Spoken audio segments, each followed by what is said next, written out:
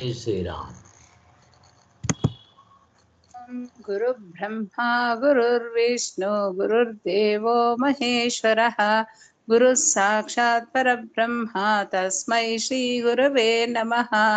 ब्रह्मानन्दं परमसुखदं केवलं ज्ञानमूर्तिं द्वन्द्वातीतं त्रिगुणरहितं सद्गुरुं तं नमामि। ॐ सहनाववतु सहनौ भुनक्तु सह वीर्यङ्करवावहै तेजस्विनावधीतमस्तु मा विद्विषावहै। ॐ शान्ति शान्ति शान्तिः। मातृभ्यो नमः, पितृभ्यो नमः, आचार्येभ्यो नमः, अतिथिदेवताभ्यो नमः, राष्ट्रदेवताभ्यो नमः, दरिद्रनारायण देवताभ्यो नमः। हरि ओಂ सರ್। ಓಕೆ, ಜೈ ಶ್ರೀರಾಮ್. ಥ್ಯಾಂಕ್ಸ್ ಮಾ. ಇವತ್ತು ಭಗವದ್ಗೀತೆ ಉಪನ್ಯಾಸಗಳು, ಅದರಲ್ಲಿ 2ನೇ ಅಧ್ಯಾಯದಲ್ಲಿ 16ನೇ ಚಾಪ್ಟರ್, ಅದರಲ್ಲಿ ಪೇಜ್ ನಂಬರ್ 94 ಮಾಡಬೇಕಾಗಿದೆ. ಸ್ಟಡಿ ಗ್ರೂಪ್ ಇರೋದ್ರಿಂದ ನಾನು ಈ ಪ್ರಶ್ನೆ ಕೇಳ್ತೇನೆ, ತಾವುಗಳು ರೆಡಿ ಆಗಬೇಕು, ಪುಸ್ತಕ ತೆಗೆದಿಟ್ಕೊಳ್ಳಿ.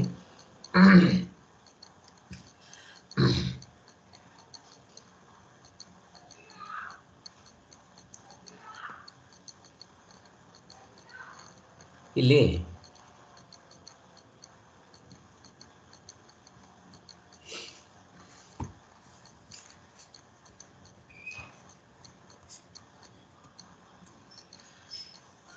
ಸಾಂಖ್ಯದೃಷ್ಟಿಯ ಜ್ಞಾನಯೋಗವು ದಕ್ಕುವುದು, ಅವನ ತಿಳುವಳಿಕೆ ನೆಲೆ ನಿಂತಿರುತ್ತೆ, ಅವನನ್ನು ಸ್ಥಿತಪ್ರಜ್ಞ ಅಂತ ಕರೀತಾರೆ. ಇಲ್ಲಿ ಸ್ಥಿತಪ್ರಜ್ಞ ಅಂತ ಯಾರನ್ನು ಕರೀತಾರೆ? ಯಾರಕ್ಕೆ ಹೇಳ್ತಾರೆ ಸ್ಥಿತಪ್ರಜ್ಞ ಅಂತ?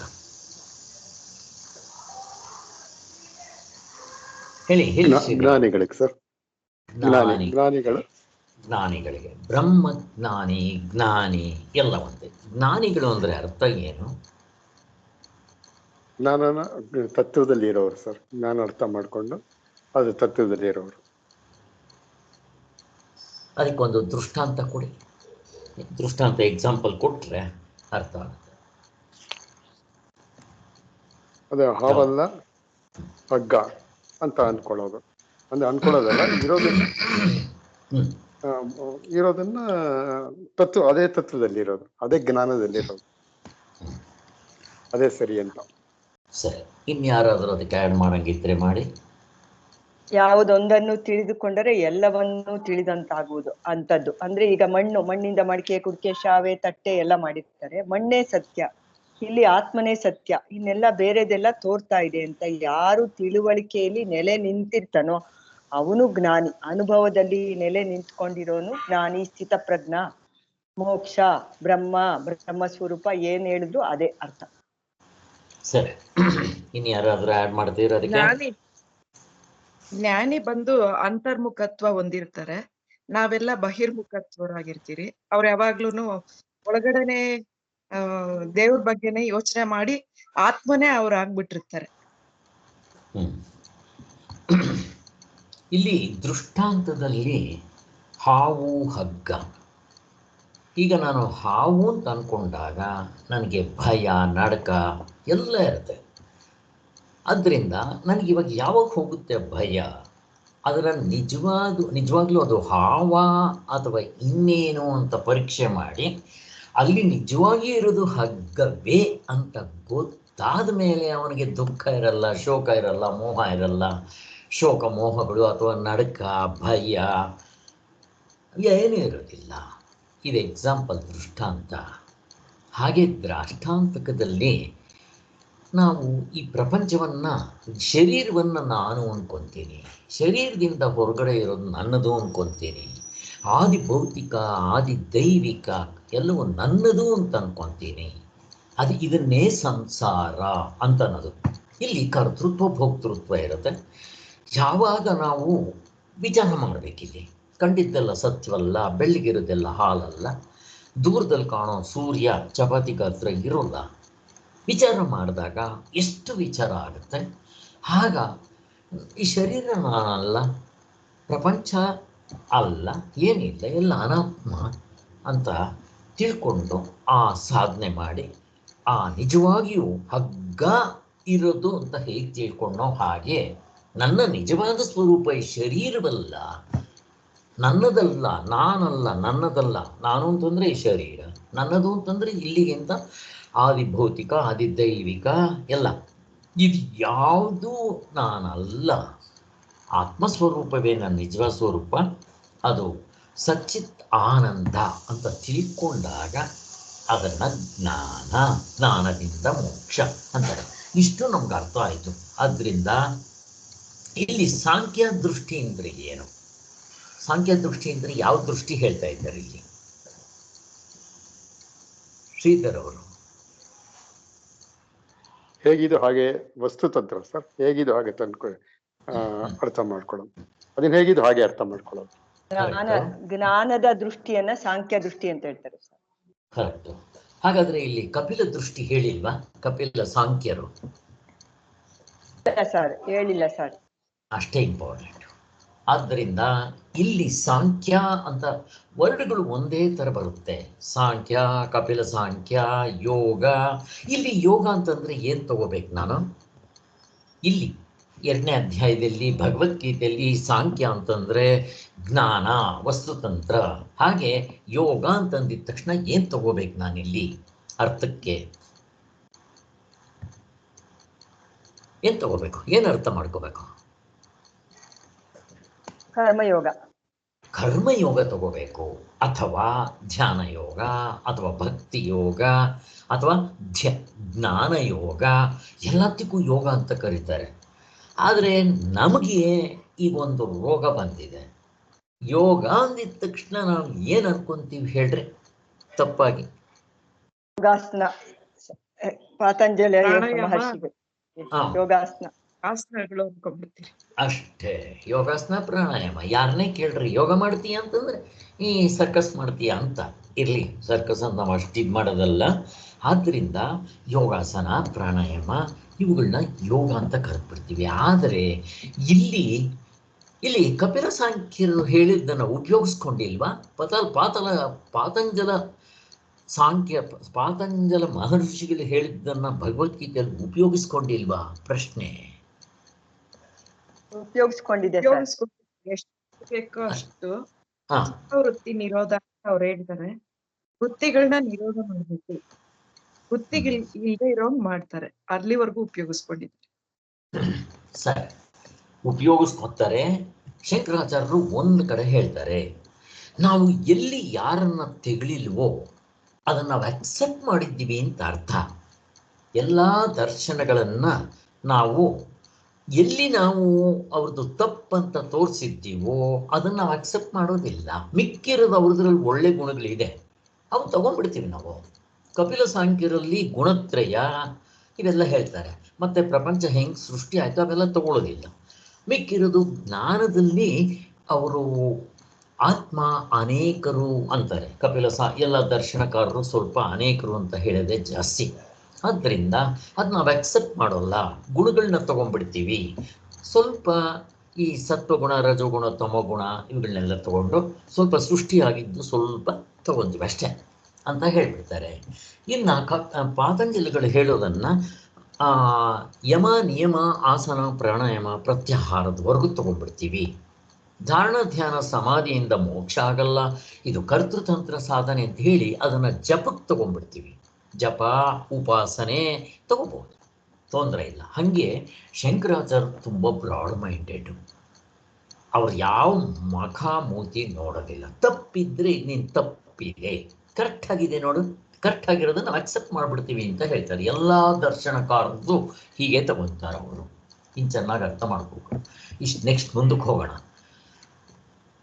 ಆದ್ದರಿಂದ ಸ್ಥಿತಪ್ರಜ್ಞನೆಂದರೆ ಯೋಗದ ಸಮಾಧಿಯನ್ನು ಪಡೆದುಕೊಂಡವನು ಎಂದು ಕೆಲವರು ಭಾವಿಸುತ್ತಾರೆ. ಯೋಗದ ಸಮಾಧಿ ಶ್ರುತಿ ಓದಿಯ ಮಾತು ನೀವು ಸಂಸ್ಕೃತ ಶ್ರುತಿ ವಿಪ್ರತಿಪನ್ನಾತೆ ಯದಾ ಸ್ಥಾಸ್ಯತಿ ನಿಶ್ಚಲ ಸಮಾಧಾವಚಲ ಬುದ್ಧಿ ತದಾ ಯೋಗಮವಾಪ್ಸ್ಯಸಿ. ಈ ಶ್ಲೋಕದಲ್ಲಿ ನಿಶ್ಚಲ, ಸಮಾಧಿ, ಯೋಗ ಅಂತ ಮಾತುಗಳು ಅವರಿಗೆ ಈ ಭ್ರಮೆ ಉಂಟು ಮಾಡುತ್ತೆ ಅಷ್ಟೇ.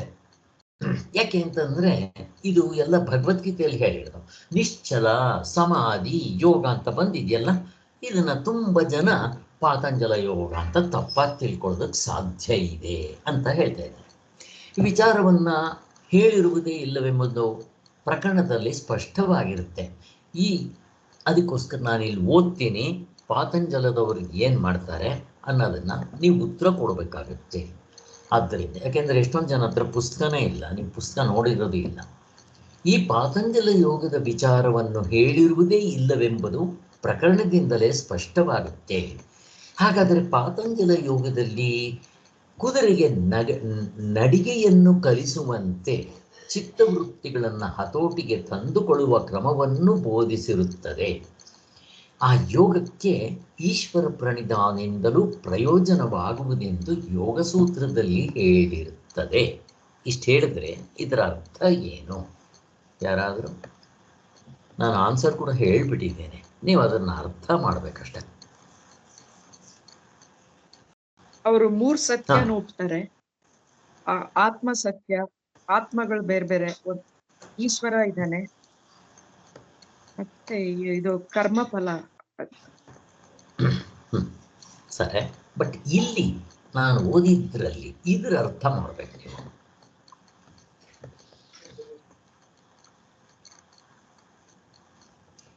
ಅವರ ಯೋಗದಲ್ಲಿ ಕುದುರೆಗೆ ನಡಿಗೆ ಹೇಳಿ ಪ್ರತಿಭಾ, ನೀವೇನಾದ್ರು ಹೇಳಂಗಿದ್ರೆ ಹೇಳಿ. ಅದೇ ಬದ್ರಿನಾಥ್, ಅಮರ್ನಾಥ್ ಅಲ್ಲೆಲ್ಲ ಹೋದಾಗ ಕುದುರೆಗೆ ಅವರು ಸಣ್ಣದಾಗಿರುತ್ತೆ ದಾರಿ, ನಡ್ಸೋದು ಅದು ಕಲಿಸ್ಬಿಟ್ಟಿರ್ತಾರೆ. ಅದೇ ತರ ಚಿತ್ತವೃತ್ತಿ ಹತೋಟಿಗೆ ಏನ್ ಮಾಡ್ಬೋದು ಅಂತ ಅನ್ಬಿಟ್ಟು ಅವರು ಕ್ರಮನ ಹೇಳ್ಕೊಡ್ತಾರೆ. ಸರಿ, ಸೊ ಅಲ್ಲಿ ಏನಾಯ್ತು? ಸರಿ, ಈಗ ವಸಂತ ಅವರು ನೀವೇನಾದ್ರು ಆಡ್ ಮಾಡಂಗಿದ್ರೆ ಮಾಡಿ. ಇವರು ಚಿತ್ತ ಇರುತ್ತೆ, ಅದರಲ್ಲಿರ ಬರುವಂತ ವೃತ್ತಿಗಳನ್ನ ಕಂಟ್ರೋಲ್ ಮಾಡ್ಕೊಬೇಕು ಅಂತ ಹೇಳ್ತಾ ಇದ್ದಾರೆ. ಆದ್ರೆ ಚಿತ್ತನೇ ಇಲ್ದಂಗ ಆಗ್ಬೇಕು ಅಂತ ಇಲ್ಲಿ ಯೋಗ ಇದು ನಮ್ಮ ವೇದಾಂತದಲ್ಲಿ ಹೇಳೋದು ಮನಸ್ಸೇ ಇಲ್ದಂಗ ಆಗ್ಬೇಕು ಅಂತ. ಇಲ್ಲಿ ವೃತ್ತಿಗಳನ್ನ ಕಂಟ್ರೋಲ್ ಮಾಡ್ಕೊಳೋ ಕ್ರಮನ ಬೋಧಿಸ್ತಾರೆ ಇವರು ಅಂತ. ಕುದುರೆಗೆ ಹೆಂಗೆ ನಡೆಯೋದು ಹೇಳ್ಕೊಡ್ತಾರೋ ಆ ತರ ಇಲ್ಲಿ ಈಶ್ವರ ಅಂತ ಒಬ್ನಿದ್ದಾನೆ, ಅವನು ನಮ್ಗೆಲ್ಲ ಫಲ ಕೊಡೋನು ಅಂತ ಅವರು ಯೋಗ ಸೂತ್ರದಲ್ಲಿ ಹೇಳಿದ್ದಾನೆ. ಇದು ಇಂಪಾರ್ಟೆಂಟ್ ಪಾಯಿಂಟ್. ಅವ್ರದ್ರಲ್ಲಿ ಫೈನಲ್ ರಿಸಲ್ಟ್ ಏನು? ಅವ್ರದ್ರಲ್ಲಿ ಪಾತಂಜಲ ಯೋಗದಲ್ಲಿ ಫೈನಲ್ ರಿಸಲ್ಟ್ ಫಲ ಏನು ಅವ್ರದ್ರಲ್ಲಿ? ಈಶ್ವರ ಒಬ್ಬ ಇದ್ದಾನೆ ಅಂತ ನಾವಿರ್ತೀವಿ, ಈಶ್ವರ ಒಬ್ಬ ಇದ್ದಾನೆ, ನಮ್ಮ ಕರ್ಮಗಳಿಗೆ ಫಲ ಕೊಡ್ತಾನೆ ಅವನು ಅಂತ. ಚಿತ್ತವೃತ್ತಿ ನಿರೋಧ ಅಷ್ಟೇ ಅವ್ರದ್ದು. ನೀವು ಇಷ್ಟು ಫೈನಲ್ ಆಗಿ ಅವ್ರಿಗೆ ರಿಸಲ್ಟ್ ಫಲ ಏನು ಅಂದರೆ ಚಿತ್ತವೃತ್ತಿ ನಿರೋಧ ಅಷ್ಟೇ. ಅದಕ್ಕೋಸ್ಕರನೇ ಅವರ ಸೂತ್ರ ಬರೆಯುವಾಗ ಅಥಾತೋ ಚಿತ್ತವೃತ್ತಿ ನಿರೋಧ ಅಂತಾನೆ ತಗೊಂತಾರೆ ಅವರು. ನಮ್ಮ ಅಥಾತೋ ಬ್ರಹ್ಮ ಜಿಜ್ಞಾಸ ಅಂತಂದರೆ ಅವ್ರದ್ರಲ್ಲಿ ಆ ಥರ ಏನೋ ತೊಗೊಂಡೆಲ್ಲ ಎಕ್ಸ್ಪ್ಲೈನ್ ಮಾಡ್ತಾರೆ. ಇಲ್ಲಿ ವ್ಯತ್ಯಾಸ ಸ್ಪಷ್ಟವಾಗಿ ಅರ್ಥ ಮಾಡ್ಕೋಬೇಕು. ಇಲ್ಲಿ ಚಿತ್ತ ಅಂದರೆ ಅಂತಃಕರಣ ಅಥವಾ ಮನಸ್ಸು, ಅದರಲ್ಲಿ ವೃತ್ತಿಗಳು ಇರುತ್ತೆ. ವೃತ್ತಿಗಳು ಅಂದರೆ ಏನು? ಸಂಕಲ್ಪ ವಿಕಲ್ಪಗಳಾಗ್ಬೋದು. ಮನಸ್ಸು ತಗೊಂಡ್ರೆ ಸಂಕಲ್ಪ ವಿಕಲ್ಪ, ಬುದ್ಧಿ ತಗೊಂಡ್ರೆ ಡಿಸಿಷನ್ನು, ಚಿತ್ತ ತಗೊಂಡ್ರೆ ಹಿಂದಿಂದೋ ಈಗಿಂದೋ ಮುಂದಿಂದೋ ನೆನೆಸ್ಕೊಳ್ಳೋದು, ಅಹಂಕಾರ ತಗೊಂಡ್ರೆ ಏರುಪೇರು, ಸುಪೀರಿಯಾರಿಟಿ ಇನ್ಫೀರಿಯಾರಿಟಿ, ಇದನ್ನೆಲ್ಲ ವೃತ್ತಿಗಳು ಅಂತಲೇ ಕರಿತೀವಿ. ಈ ವೃತ್ತಿಗಳು ಬೇಕಾದಷ್ಟಿರುತ್ತೆ. ಈ ವೃತ್ತಿಗಳು ತುಂಬ ಇರೋದಕ್ಕೆ, ಒಬ್ಬೊಬ್ಬರಲ್ಲಿ ಒಂಥರ ಇರೋದಕ್ಕೆ ಕಾರಣ ಏನು? ನಾನು ಕೇಳ್ತಾ ಇದ್ದೀನಿ, ಕಾರಣ ಏನು? ಬೇಕಾದಷ್ಟಿರುತ್ತೆ, ಕೋಟಿಗಟ್ಟಲೆ ಇರುತ್ತೆ. ಒಬ್ಬೊಬ್ಬರನ್ನ ಕಾರಣ ಗುಣಗಳ ಕಾರಣ ಇಟ್ಕೊಳ್ರಿ. ಸತ್ವಗುಣ, ರಜೋಗುಣ, ತಮೋಗುಣ ಅಂತ. ಈಗ ಕಪಿಲ ಸಾಂಖ್ಯರು ಹೇಳೋ ಈ ಸತ್ವ ರಜಸ್ತಮೋ, ಹೌದು ನೀವು ಚೆನ್ನಾಗಿ ಹೇಳ್ತಿರ್ರಿ. ನಿಮಗೆ ಸ್ವಲ್ಪ ತಗೊಂಡ್ಬಿಡ್ತೀವಿ ನಾವು ಅಂತಾರೆ. ಹಾಗೆ ಈ ಗುಣಗಳಿಂದಲೇ ನಮಗೆ ಈ ವೃತ್ತಿಗಳು ಕೂಡ ಅನೇಕ ಬೇಕಾದಷ್ಟಿರುತ್ತೆ ಅಂತಾರೆ. ಹಾಗೆ ಇದರಿಂದ ಈ ಈ ಅಷ್ಟಾಂಗ ಯೋಗ, ಪಾತಂಜಲದಲ್ಲಿ ಅಷ್ಟಾಂಗ ಯೋಗ ಹೇಳ್ತಾರೆ, 8 ಮೆಟ್ಟಲುಗಳು. ಈವನ್ ಬುದ್ಧಿಸಮ್ನಲ್ಲೂ 8 ಮೆಟ್ಟಿಲುಗಳೇ ಹೇಳ್ತಾರೆ. ಅವ್ರದ್ದು ಬೇರೆ ಇವ್ರದ್ದು ಬೇರೆ ಏನಾದರೂ ಇರಲಿ. ಅದರಿಂದ ನಮ್ಮ ಆಶ್ರಮದಲ್ಲಿ ನಮ್ಮ ಯೋಗ ಮಂದಿರಕ್ಕೆ 8 ಕಡೆ ಇದು ಮಾಡಿದ್ದೀವಿ ಆರ್ಚ್. ಅದನ್ನು ಆ ಒಂದೇ ಇದರಿಂದನೇ ಅಷ್ಟಾಂಗ ಯೋಗ ಅಂತ. ಆದ್ದರಿಂದ ಅವ್ರದ್ರಲ್ಲೆಲ್ಲ ಮಾಡಿದ್ರೆ ಕೊನೆ ಚಿತ್ತವೃತ್ತಿ ನಿರೋಧ. ನಿಮ್ಮ ಚಿತ್ತ ಇರುತ್ತೆ, ಅಂತಃಕರಣ ಇರುತ್ತೆ, ವೃತ್ತಿಗಳು ಕಂಟ್ರೋಲ್ ಆಗಿರುತ್ತೆ. ಕುದುರೆಗೆ ಹೆಜ್ಜೆ ಇಡೋದನ್ನು ಹೇಳ್ಕೊಡ್ತಾರಲ್ಲ ಹಾಗೆ ಅಷ್ಟೇ. ಆದರೆ ವೇದಾಂತದಲ್ಲಿ ಏನು ಹೇಳ್ತಾರೆ? ಪ್ರಶ್ನೆ ಕೇಳ್ತಾ ಇದ್ದೀನಿ. ಯಾರಾದ್ರೂ? ಇಲ್ಲ, ಅಲ್ಲ, ಚಿತ್ತನೇ ಇಲ್ಲ, ಮನಸ್ಸೇ ಇಲ್ಲ ಅಂತ. ಆದ್ರಿಂದ ಅಲ್ಲಿ ಅಮನಸ್ಕ ಸ್ಥಿತಿ. ಇಲ್ಲಿ ಮನಸ್ಸಂದ್ರೆ ಏನು? ಹಾವು ಹಾವಿರುತ್ತ ಹಾಗೆ. ಆದ್ದರಿಂದ ಅಲ್ಲಿ ಇಲ್ಲಿ ಅವ್ರೇನು ಮಾಡ್ತಾರೆ? ಹಾವಿರುತ್ತೆ, ಹಲ್ ಕಿತ್ತಾಕಿರ್ತೀವಿ ಅಂತಾರೆ. ಏನೋ ಒಂದು ಹೇಳ್ತಾರೆ ಅವರು. ಹಲ್ ಕಿತ್ತಾಕಿದ್ರು ಹಾವಿರುತ್ತೆ, ಅಥವಾ ಒಂದು ಹಲ್ ಕಿತ್ತಿರ್ತಾರೆ, ಏನಾದರೂ ಸುಮ್ಮನೆ ನಿಮ್ಗೆ ಅರ್ಥ ಆಗೋದಕ್ಕೆ ನಾನು ಹೇಳಿದ್ದು. ನಮ್ಮದರಲ್ಲಿ ಹಾವೇ ಇಲ್ಲ. ಹಗ್ಗ ಕಂಡಾಗ ಹಾವೇ ಎಲ್ಲಿರುತ್ತೆ? ಆತ್ಮತತ್ವದಲ್ಲಿ ನೆಲೆ ನಿಂತಾಗ ನಿಮಗೆ ಶರೀರ ಇಲ್ಲ, ಅಶರೀರ, ಮನಸ್ಸಿಲ್ಲ, ಅಮನಸ್ಕ, ಪ್ರಾಣ ಇಲ್ಲ, ಅಪ್ರಾಣ, ವೇದಗಳಿಲ್ಲ, ಅವೇದ, ಜಪವಿಲ್ಲ, ಅಜಪ, ಪ್ರಪಂಚ ಇಲ್ಲ, ನಿಷ್ಪ್ರಪಂಚ. ಹೇಗಿದೆ ನೋಡ್ರಿ. ಹೀಗೆ ತಗೊಂಡ್ಬರ್ತಾರೆ. ಯಾಕೆ ಹಿಂಗೆಲ್ಲ ಹೇಳೋದು? ಪ್ರಶ್ನೆ ಕೇಳ್ತಾ ಇದ್ದೀನಿ. ತತ್ವದಲ್ಲಿ ನಿಂತ ಮೇಲೆ ಯಾಕೆ ಇವೆಲ್ಲ ಯಾವುದು? ಆತ್ಮನೇ ಸತ್ಯ, ಇನ್ನೆಲ್ಲ ತೋರ್ತಾ ಇದೆ ಅಷ್ಟೇ. ಅಷ್ಟೇ. ಹಗ್ಗ ಸತ್ಯ, ಹಾವು ಸುಳ್ಳು, ಅದ್ವೈತ. ಅದ್ವೈತ ನೋಡ್ರಿ, ಎಲ್ಲ ಎಷ್ಟು ಚೆನ್ನಾಗಿ ನಮ್ಗೆ ಅರ್ಥ ಆಗುತ್ತೆ. ಆದ್ದರಿಂದ ಬ್ರಹ್ಮ ಸತ್ಯ, ಜಗತ್ತು ಮಿಥ್ಯ. ಇದೇನು ಸುಮ್ಮನೆ ಕಾಕಮ್ಮನ ಕತೆ, ಗೋವಮ್ಮನ ಕತೆ, ಅಜ್ಜಿ ಕತೆನ ಇದು? ಅನುಭವ, ನಮ್ಮ ಅನುಭವ. ಹೆಂಗೆ ಮಿಕ್ಕಿರೋದೆಲ್ಲ ಸುಳ್ಳು ಅಂತಿರಲ್ಲ, ಹೇಗೆ ಅನುಭವ? ಯಾರಾದರೂ ಶ್ರೀಧರ್ ಅವರೇ ಹೇಳ್ತೀರಾ? ಸಾರ್ವತ್ರಿಕ ಪೂರ್ಣ ಅನುಭವ. ಸಾರ್ವತ್ರಿಕ ಪೂರ್ಣ ಅನುಭವದಿಂದ ನೋಡ್ಕೊಳ್ಳೋದು ಹೇಗೆ? ನೇರವಾದ ಅನುಭವ ಸರ್ ಇದು. ಶ್ರೀಧರ್ ಅವರು ಹೇಳಿ ಸರ್. ಅದೇ ಇದು ನೇರವಾದ ಅನುಭವ ಸರ್. ಕರೆಕ್ಟು. ನೇರವಾದ ಅನುಭವ. ಈ ಪ್ರಪಂಚ ಎಲ್ಲ ಇಲ್ಲ ಅಂತ ನಾವು ನೇರವಾಗಿ ನೋಡ್ಕೊಳ್ಳೋದು ಹೇಗೆ? ಈಗ ನಿದ್ದೆಗೆ ಹೋದ ಕೂಡಲೇ ಯಾವ್ದು ಇರಲ್ವಲ್ಲ, ಅಷ್ಟೇ ಸಾಕು. ರಾಮಬಾಣ ಇದು ಯಾವುದು ಹೋಗೋದಿಲ್ಲ ಅಂತ ಯಾವುದರಿಂದ ಗೊತ್ತಾಯ್ತೋ ಅದೇನು? ಪ್ರಶ್ನೆ ಯಾವುದು? ಅದೇನು? ಅದೇ ಆತ್ಮ. ಕಲ್ಪನಾ ಕರೆಕ್ಟ್. ಆತ್ಮ ಅದು ಹೇಗಿದೆ ನೋಡ್ರಿ. ಯಾವುದಿರುತ್ತೆ ಆತ್ಮನ್ ಬಿಟ್ಟು? ಬ್ರಹ್ಮ ಸತ್ಯ, ಮಿಕ್ಕಿರೋದು ಏನು ಇಲ್ಲ. ಹೇಗಿದೆ? ಹೋಗ್ಲಿ, ನಾವು ನಿದ್ದೆವರೆಗೂ ಹೋಗ್ಬೇಕಾ? ಎಚ್ಚರ ಕನಸಿನಲ್ಲೇ ನಾನು ಕಂಪೇರ್ ಮಾಡಿ ತಿಳ್ಕೊಳ್ಳೋದು ಬರಲ್ವಾ? ಪ್ರಶ್ನೆ. ಕಲ್ಪನಾ ಬರುತ್ತೆ. ಹೆಂಗೆ? ಎಚ್ಚರ ಇದ್ದಾಗ ಕನ್ಸಿರಲ್ಲ, ಕನ್ಸಿದ್ದಾಗ ಎಚ್ಚರ ಇರಲ್ಲ, ಎರಡರಲ್ಲೂ ಆತ್ಮ ಇರುತ್ತೆ. ನೋಡ್ರಿ, ಇನ್ಯಾರಾದ್ರೂ ಆ್ಯಡ್ ಮಾಡ್ತೀರಾ? ಕರೆಕ್ಟ್. ಇನ್ನೇನಾದ್ರೂ ಆ್ಯಡ್ ಮಾಡ್ತೀರಾ ಅದಕ್ಕೆ? ಎಚ್ಚರದ ಮನಸ್ಸು ಏನು ಹೋಗ್ಲಿಲ್ಲ ಕನಸಿಗೆ. ಹಾ, ಶ್ರೀಧರ್ ಅವರೇ ಹೇಳಿ ಸರ್. ಒಂದಕ್ಕೊಂದು ಯಾವುದೇ ಸಂಬಂಧ ಇಲ್ಲದೆ ಇದ್ರೇನು, ಕಾಮನ್ ಆಗಿ ಎರಡರಲ್ಲೂ ಅಂತಃಕರಣಗೆ ಇಲ್ಲದೆ ಇದ್ದೇನೋ, ನಾವು ಎಚ್ಚರಿಕೆ ಆದ ಕೂಡಲೇ ಕನಸಿನಲ್ಲಿ ಏನಿದೆ ಅಂತ ಪಟ ಅಂತ ಹೇಳ್ತೀವಲ್ಲ, ಅಲ್ಲಿ ಯಾರಿದ್ರು ಹಾಗಾದರೆ? ಸೊ ಅದಕ್ಕೆ ಅವ್ನು ಕಾಮನ್ ಆಗಿ ನಾನೇ ಇದ್ದಿದ್ದಕ್ಕೆ ಅಲ್ಲೂ ಗೊತ್ತಿದ್ರಿಂದ ನಾನು ಹೇಳ್ತಾ ಇದ್ದೀನಿ ಅಂತ ಅಲ್ಲೂ ಅರ್ಥ ಮಾಡ್ಕೋಬಹುದು, ಜ್ಞಾನ ಮಾಡ್ಕೋಬಹುದು. ಪ್ರತಿಭಾ? ಅದೇ ಎಚ್ಚರದ ಜನಕ ಮಹಾರಾಜ, ಕನಸಿನ ಭಿಕ್ಷುಕ, ಇದೆರಡೂ ನಿದ್ದೆ ಇರಲಿಲ್ಲ. ಅವ್ರು ಹೇಳಿದ್ರು, ಅದು ಕಲ್ಪನಾ ಹೇಳಿದ್ರು. ಈಗ ನನ್ನ ಪ್ರಶ್ನೆ, ನಿದ್ದೆ ಬಿಟ್ಟು ಬರೀ ಎಚ್ಚರ ಕನಸಿನಲ್ಲೇ ನೋಡ್ಕೊಳಕ್ಕಾಗುತ್ತಾ ಇದನ್ನ ಅಂತ? ಹೇಗೆ? ಎಚ್ಚರದ ಜನಕ ಮಹಾರಾಜ ಇದೆ, ಕನಸು ನಿದ್ದೆ ಇಲ್ಲ. ಕರೆಕ್ಟು. ಆಮೇಲೆ ಇನ್ಯಾರಾದ್ರು ಆ್ಯಡ್ ಮಾಡ್ತೀರಾ ಇದಕ್ಕೆ? ಇನ್ನು ನನಗೆ ಪಾಯಿಂಟ್ ಬರಬೇಕು. ಈಗ ಕನಸಿನಲ್ಲಿರೋ ಕರಣಗಳೇ ಬೇರೆ, ಅಂತಃಕರಣಗಳು ಬೇರೆ, ಕರೆಕ್ಟ್. ಮತ್ತೆ ಎಚ್ಚರಿಕೆಗಳಿರೋದು ಬೇರೆ, ಹಾ, ಒಂದಕ್ಕೊಂದು ಸಂಬಂಧ ಇಲ್ಲ. ಅಲ್ಲಿ ಇಲ್ಲ. ಸಂಸ್ಕಾರ, ಮನಸ್ಸಿಗೆ ಸಂಸ್ಕಾರನೂ ಆಗಿಲ್ಲ ಈ ಮನಸ್ಸು, ಎಚ್ಚರಿಕೆ ಮನಸ್ಸಿಗೆ. ಹ್ಮ್. ಆದ್ರೂ ಹೇಳ್ತಾ ಇದ್ದೀನಿ ಅಂದ್ರೆ ಯಾವ್ದನ್ನ ನೋಡಿ ಹೇಳ್ತಾ ಇದ್ದೀನಿ ನಾನು, ಯಾವ ಅನುಭವದಿಂದ ಹೇಳ್ತಾ ಇದ್ದೀನಿ, ಅವನ ಆ ಅಂಶನ ಅಥವಾ ತತ್ವನ ಇಲ್ಲಿ ಆರೋಪಿಸ್ಕೊಂಡು ನಾನು ಹೇಳ್ತಾ ಇದ್ದೀನಿ ಇಲ್ಲಿ ಈ ಇದಕ್ಕೆ ಜೀವನಿಗೆ. ಸರಿ, ಇಲ್ಲಿರೋದು ಎಚ್ಚರದಲ್ಲಿರೋದು ಯಾವುದು ಕನಸಿಗೆ ನೋ ಎಂಟ್ರಿ, ಕನಸಿನಲ್ಲಿರೋದು ಯಾವುದು ಇಲ್ಲಿ ಎಂಟ್ರಿ ಇಲ್ಲ. ಯಾಕೆ? ಅವು ನಿಜವಾಗ್ಲೂ ಇಲ್ಲ, ಅಥವಾ ನೀವು ಹೇಳ್ದಂಗೆ ಅವಸ್ಥೆನೇ ಇಲ್ಲ. ಎಚ್ಚರ ಇದ್ದ ಕನಸಿರಲ್ಲ ಅಂದರೆ ಆ ಅವಸ್ಥೆ ಇಲ್ಲದೆ ಇದ್ಮೇಲೆ ಅವಸ್ಥೆ ಒಳಗಡೆ ಅರ್ಧ ಡಜನ್ ಎಲ್ಲಿದೆ? ಇಲ್ಲ. ಆದ್ದರಿಂದ ಇಷ್ಟು ತಿಳ್ಕೊಂಡ್ರೆ ಸಾಕು, ಇಷ್ಟು ರಾಮಬಾಣ ಬೇಕಾದಷ್ಟಾಯಿತು. ಒಟ್ಟಿನಲ್ಲಿ ಹಾಗೆ ಇನ್ನು ಕನಸಿಗೂ ಹೋಗಬಾರ್ದು, ಎಚ್ಚರದಲ್ಲೇ ಬ್ರಹ್ಮಸತ್ಯ ಜಗತ್ತು ಮಿಥ್ಯಾ ಅಂತ ತಿಳ್ಕೋಬೇಕು. ಹೇಗೆ ಹೇಗೆ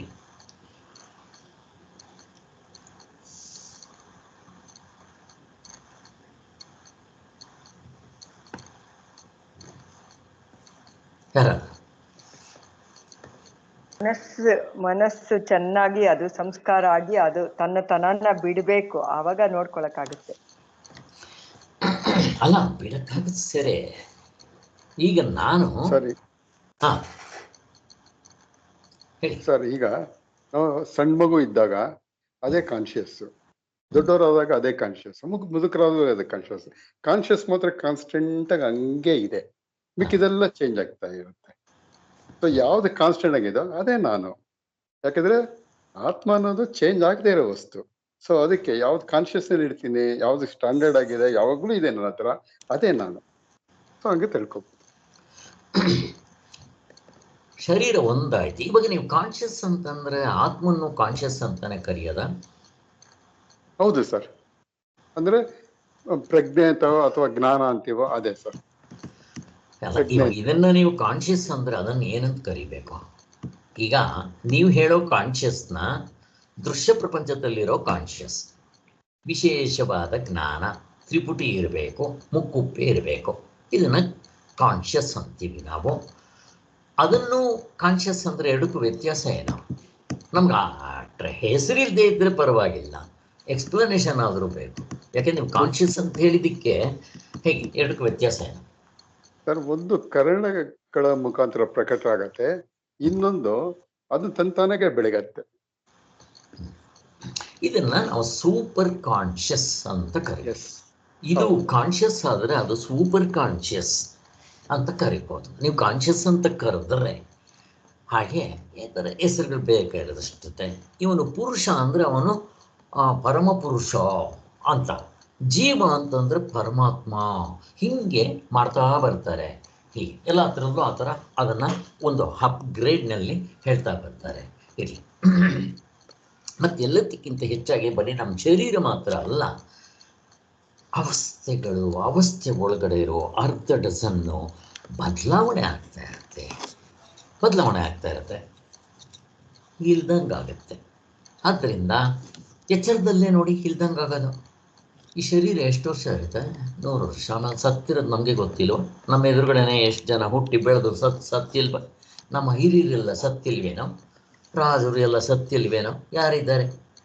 ಹಾಗೆ ಎಲ್ಲವೂ ಕೂಡ ಬದಲಾವಣೆ ಆಗ್ತಾ ಇದೆ, ಇಲ್ದಂಗೆ ಆಗ್ತಾ ಇದೆ. ಆದರೆ ಇಲ್ಲಿ ಕೆಲವನ್ನು ನಾವು ತಿಳ್ಕೊಳ್ಳೋಕೆ ಬರೋದಿಲ್ಲ. ಆದಿ ದೈವಿಕ, ಆದಿ ಭೌತಿಕವಾಗಿರೋದು ಎಲ್ಲ ಕಾಲದಲ್ಲೂ ಹಾಗೆ ಇದೆ. ಅದನ್ನು ನಾವು ಪರಿಣಾಮ ನಿತ್ಯತ್ವ ಅಂತ ತೊಗೊಂಡ್ಬಿಡ್ತೀವಿ. ಆವಾಗ ನಮ್ಮ ಅವಸ್ಥೆಗಳನ್ನ ತಗೋಬೇಕಾಗತ್ತೆ. ಆದ್ದರಿಂದ ಎಚ್ಚರದಲ್ಲೇ ನಾವು ನೋಡ್ಕೋಬೇಕು ಅಂತಂದರೆ ಇಲ್ಲಿ ಇದು ಒಂದು ಬದಲಾವಣೆ ಆಗ್ತಾ ಇದೆ, ಮತ್ತು ಇಲ್ದಂಗೆ ಆಗುತ್ತೆ. ಮತ್ತು ಎಲ್ಲವೂ ಆಬ್ಜೆಕ್ಟ್ ಆಗಿದೆ. ಎಲ್ಲೋ ನನಗೆ ಆಬ್ಜೆಕ್ಟ್ ಆಗಿದೆ ನೋಡ್ರಿ, ನನ್ನ ಶರೀರ ಆಬ್ಜೆಕ್ಟ್, ಆದಿ ಭೌತಿಕ ಆದಿ ದೈವಿಕ ಆಬ್ಜೆಕ್ಟ್ಸ್ ಆಗಿದೆ, ಮತ್ತು ಅದು ಸಬ್ಜೆಕ್ಟ್ ತಾನೆ. ಆದ್ದರಿಂದ ಇಷ್ಟು ನಾವು ವಿಚಾರಗಳಿಂದ ಇಲ್ಲೇ ನಾವು ತಿಳ್ಕೊಳ್ಳೋಕೆ ಪ್ರಯತ್ನ ಮಾಡ್ಬೋದು. ಆದರೂ ನಾವು ತತ್ವದಲ್ಲಿ ನಿಲ್ಲದೇ ಇದ್ದವರು ಏನು ಮಾಡಬೇಕು? ನಿಂತವ್ರದ್ದು ಅನುಭವ, ನಾವು ನಿಂತಿಲ್ಲ. ಯಾಕೆ? ಕರ್ತೃತ್ವ ಭೋಕ್ತೃತ್ವ ಇನ್ನೂ ಉಂಟು, ಹಗ್ಗವನ್ನು ಕಂಡಿಲ್ಲ, ಆತ್ಮನ ಕಂಡಿಲ್ಲ. ಮತ್ತು ನಾನೇನು ಮಾಡಬೇಕು? ಮತ್ತಿನ್ನೂ ಒಂದು ಎಕ್ಸಾಂಪಲ್ ಇದೆ. ಕರ್ಮಯೋಗದಿಂದ ಕರ್ಮಯೋಗ ಸರಿ, ಭಾವನೆ ಮಾಡ್ಕೋಬೇಕು. ಇನ್ನು ಒಂದು, ಈಗ ಇನ್ನೇನೋ ಹೇಳೋಣ ಅನ್ಕೊಂಡಲ್ಲ, ಯಾವುದದು ಪಾಯಿಂಟು, ನಾಲ್ಕಲ್ಲ ಇರಲಿ, ಏನಾದರೂ ಇರಲಿ. ಇದು ಒಡವೆ ಇವೆಲ್ಲ ತಿಳ್ಕೊಂಡಾಗ ವಾಚಾರಂಭಣ ವಿಕಾರು ಇವೆಲ್ಲ ಬರೀ ಮಾತಾಯಿತು. ಇವೆಲ್ಲ ನೋಡ್ಕೊಂಡಾಗ ನಾವು ಆಗತ್ತೆ. ಆದರೂ ನಾವು ತತ್ವದಲ್ಲಿ ನಿಂತಿರಲ್ಲ. ಸಾಧನೆ ಪೂರ್ತಿ ಆಗೋವರೆಗೂ, ನಮ್ಮ ಅಂತಃಕರಣ ಶುದ್ಧಿ ಆಗೋವರೆಗೂ ನಾವು ತತ್ವದಲ್ಲಿ ನಿಲ್ಲಕ್ಕಾಗಲ್ಲ. ಇದಕ್ಕೆ ಭಗವತ್ಪಾದರು ಒಂದು ಎಕ್ಸಾಂಪಲ್ ಕೊಡ್ತಾ ಇದ್ರು. ಒಂದು ಡೈಮಂಡ್ ಕೊಂಡ್ಕೋಬೇಕಾದ್ರೆ ಅದು ತುಂಬ ಬೆಲೆ, ಒಂದು 20 ಕೋಟಿ, ಒಂದು 100 ಕೋಟಿ ಆಗುತ್ತೆ ಅಂತ ಇಟ್ಕೊಂಡ್ರೆ, ನಿಮ್ಮ ಹತ್ರ ಒಂದು 5 ಲಕ್ಷ 10 ಲಕ್ಷ ಕಡಿಮೆ ಇರುತ್ತೆ. ಕೊಡ್ತಾನ ಅವನು? ಕೊಡೋದಿಲ್ಲ. ಪೂರ್ತಿ ಆಗಬೇಕು, ಆಗೋವರೆಗೂ ಅವನು ಕೊಡೋದಿಲ್ಲ ಅಂತಾರೆ. ಅದಕ್ಕಿಂತ ಹೆಚ್ಚಾಗಿ ಅವರು ಡೈರಿಗೆ ಹೋಗಿದ್ರೇನೋ, ಮಿಲ್ಕ್ ಡೈರಿಗೆ ನೋಡೋದಕ್ಕೆ ಚೆನ್ನಾಗಿ ಎಕ್ಸಾಂಪಲ್ ಕೊಡ್ತಾ ಇದ್ರು. ಅಲ್ಲಿ ಮೊದಲು ಬಾಟ್ಲುಗಳೆಲ್ಲ ಹಾಲು ಬರ್ತಾ ಇತ್ತು, ಈಗಲೂ ಬರುತ್ತೆ ಬಾಟ್ಲುಗಳಲ್ಲಿ, ಬೇರೆ ಹಾಲು ಬರುತ್ತೆ.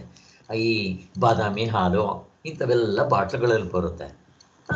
ಅದನ್ನು ನೀವು ಆ ಬಾಟ್ಲುಗಳು ಮಿಷನ್ ತುಂಬುತ್ತೆ, ಇನ್ನೊಂದರಲ್ಲಿ ಟಕ್ ಅಂತ ಒಂದು ಸೀಲ್ ಆಗುತ್ತೆ ಅದಕ್ಕೆ, ಆ ಮುಚ್ಚಳ. ಅದನ್ನು ಅಕಸ್ಮಾತ್ ಏನಾದರೂ ಆ ಬಾಟ್ಲುಗಳಲ್ಲಿ ಕಡಿಮೆ ಇದ್ದರೆ, ಮುಕ್ಕಾಲೇ ಇದ್ದರೆ, ಪೂರ್ತಿ ತುಂಬದೇ ಇದ್ದರೆ ಸೀಲ್ ಹಾಕಲ್ಲ ಅದು. ಮತ್ತಿನ್ನೊಂದು ಸರಿ ಅದು ರೌಂಡ್ ಹೊಡ್ಕೊಂಡು ತುಂಬ್ಕೊಂಬರ್ಬೇಕು. ಅದನ್ನು ಭಗವತ್ಪಾದರು ಪಾಪ ನೋಡಿದ್ರು, ಪಾಪ ಅದನ್ನು ಹೇಳ್ತಾ ಇದ್ರು, ನೋಡ್ರಿ ಅಲ್ಲಿ ನಿಮ್ದು ಪೂರ್ತಿ ಆಗದೆ ಇದ್ದರೆ ಆ ಸೀಲ್ ಹೊಡಿಯಲ್ಲ, ಅವಾಗ ಮತ್ತೆ ಹೋಗಿ ಇನ್ನೊಂದ್ಸರಿ ರೌಂಡ್ ಅಂತ ಹೇಳುತ್ತೆ. ಹಾಗೆ ನಿಮ್ಮ ಸಾಧನೆ ಪೂರ್ತಿ ಆಗದೆ ಇದ್ದರೆ ನೀವು ತತ್ವದಲ್ಲಿ ನಿಲ್ಲಲ್ಲ. ಹೋಗು ಪುನರಾವರ್ತಿನೋ ಅರ್ಜುನ, ಪುನರಪಿ ಜನರು ಪುನರಪಿ ಮರಣಂ ಅಂತ. ಇಲ್ಲ, ಸಾಧನೆ ಪೂರ್ತಿ ಮಾಡ್ಕೋಬೇಕು ಅಂತ. ಇಲ್ಲಿ ಸಾಧನೆ ಪೂರ್ತಿ ಆಗಬೇಕು ಅಂದರೆ ಅಂತಃಕರಣ ಪೂರ್ತಿ ಶುದ್ಧಿ ಆದರೆ ನೀವು ಬೇಡ ಅಂತಂದ್ರು ನಿಮ್ಮ ಮೋಕ್ಷ ನಿಮ್ಮ ಕಾಲಿಗೆ ಬಂದು ಬೀಳುತ್ತೆ ಅಂತ ಸ್ವಾಮಿಗಳು ಹೇಳ್ತಾ ಇರ್ತಾರೆ. ಯಾಕೆ? ಅದು ನಿತ್ಯ ಶುದ್ಧ ಬುದ್ಧ ಮುಕ್ತ ಸ್ವರೂಪ. ನಿಮ್ಮ ಅಂತಃಕರಣ ಕೊಳಕಾಗಿದೆ, ಕೊಳಕು ತೆಗಿಬೇಕು. ಮೊನ್ನೆ ಕೂಡ ಎಕ್ಸಾಂಪಲ್ ಕೊಟ್ಟವಲ್ಲ, ಸಾಕು, ಮುಂದಕ್ಕೆ ಹೋಗೋಣ ಇವರು. ಆಮೇಲೆ ಈ ಪಾತಂಜಲ ಯೋಗದಲ್ಲಿ ಈಶ್ವರಾರ್ಪಣ ಬುದ್ಧಿ ಅಂತಾರೆ. ಇದು ಎಲ್ಲಿ ಬಂತಿದು? ಎಲ್ಲಿ ಹೇಳ್ತಾರೆ ಇದನ್ನ? ಎಲ್ಲದ ನಿಮಗೆ ಗೊತ್ತಾ? ಎಲ್ಲಿ ಹೇಳ್ತಾರೆ ಪಾತಂಜಲ ಯೋಗದಲ್ಲಿ ಈಶ್ವರಾರ್ಪಣ ಬುದ್ಧಿ? ಪಾತಂಜಲ ಯೋಗಕ್ಕೆ ಮುಖ್ಯವಾಗಿ ಏನು ಇಂಪಾರ್ಟೆಂಟ್? ಬೇಸ್ಮೆಂಟ್ ಏನದಕ್ಕೆ? ಜ್ಞಾನಾಧಾರಣ ಸಮಾಧಿನ ಸರ್? 8 ಮೆಟ್ಲುಗಳು ಸರ್. ಅದು 8 ಮೆಟ್ಲುಗಳು ಸರಿ. ಅದಕ್ಕೆ ಬೇಸ್ಮೆಂಟ್ ಏನು? 8 ಮೆಟ್ಲುಗಳು ಬಿಲ್ಡಿಂಗು. ದ್ವೈತ, ಈಶ್ವರ ಒಬ್ಬ ಇರ್ತಾನೆ, ನಾವು ಇರ್ತೀವಿ. ಯಮ ನಿಯಮ ಯಾರು ಗೊತ್ತು? ಯಮ, ನೀವು ಯಾರನ್ನೇ ಆಸನ ಪ್ರಾಣಾಯಾಮಕ್ಕೆ ಮಾಡೋರನ್ನ ಕೇಳ್ರಿ, ಯಮ ನಿಯಮ ಅಂದ್ರೆ ಹಾಗಂದ್ರೆ ಏನು ಅಂತ ಕೇಳ್ತಾರೆ. ಫಸ್ಟ್ ನಾವು ಕಲ್ತ್ಕೋಬೇಕಾಗಿರೋದು ಯಮ ನಿಯಮ. ಎಷ್ಟು ಚೆನ್ನಾಗಿದೆ ಇದರಲ್ಲಿ. ಇವನ್ ಕಡಿಮೆನಾ ಇದು? ಏನದು ಯಮ ನಿಯಮ? ಯಮ ಅಂದ್ರೆ ಏನು? ನಿಯಮ ಅಂದ್ರೆ ಏನು? ಯಾರಾದ್ರೂ ಹೇಳಿ ನೋಡೋಣ. ಇದು ಇಂಪಾರ್ಟೆಂಟು ನಮ್ಮ ಸಾಧನೆಗೆ. ಯಮ ಅಂದ್ರೆ ಕಂಟ್ರೋಲ್ ಅಲ್ವಾ ಸರ್? ಯಮ ಅಂದ್ರೆ ಏನೇನು ಏನೇನು ಅಂದ್ರೆ ಇಂದ್ರಿಯಗಳನ್ನ, ಮನಸ್ಸು, ಬುದ್ಧಿ, ಇದನ್ನೆಲ್ಲ ಕಂಟ್ರೋಲ್ ಮಾಡೋದು. 10 ಹೇಳ್ತಾರೆ. 5 ಯಮ, 5 ಯಮ, 5 ನಿಯಮ. ಯಾರಿಗಾದ್ರೂ ಜ್ಞಾಪಕ ಇದೆಯಾ? ಇಲ್ಲ ಸರ್. ಸತ್ಯ. ಹೇಳಿ ಹೇಳಿ ಹೇಳಿ ಹೇಳಿ. ಸ್ವಲ್ಪ ಜ್ಞಾಪಕ ಇರ್ತಾರೆ. ಸತ್ಯ 1, ಆಮೇಲೆ ಸತ್ಯ, ಅಹಿಂಸಾ, ಶೌಚ್ಯ,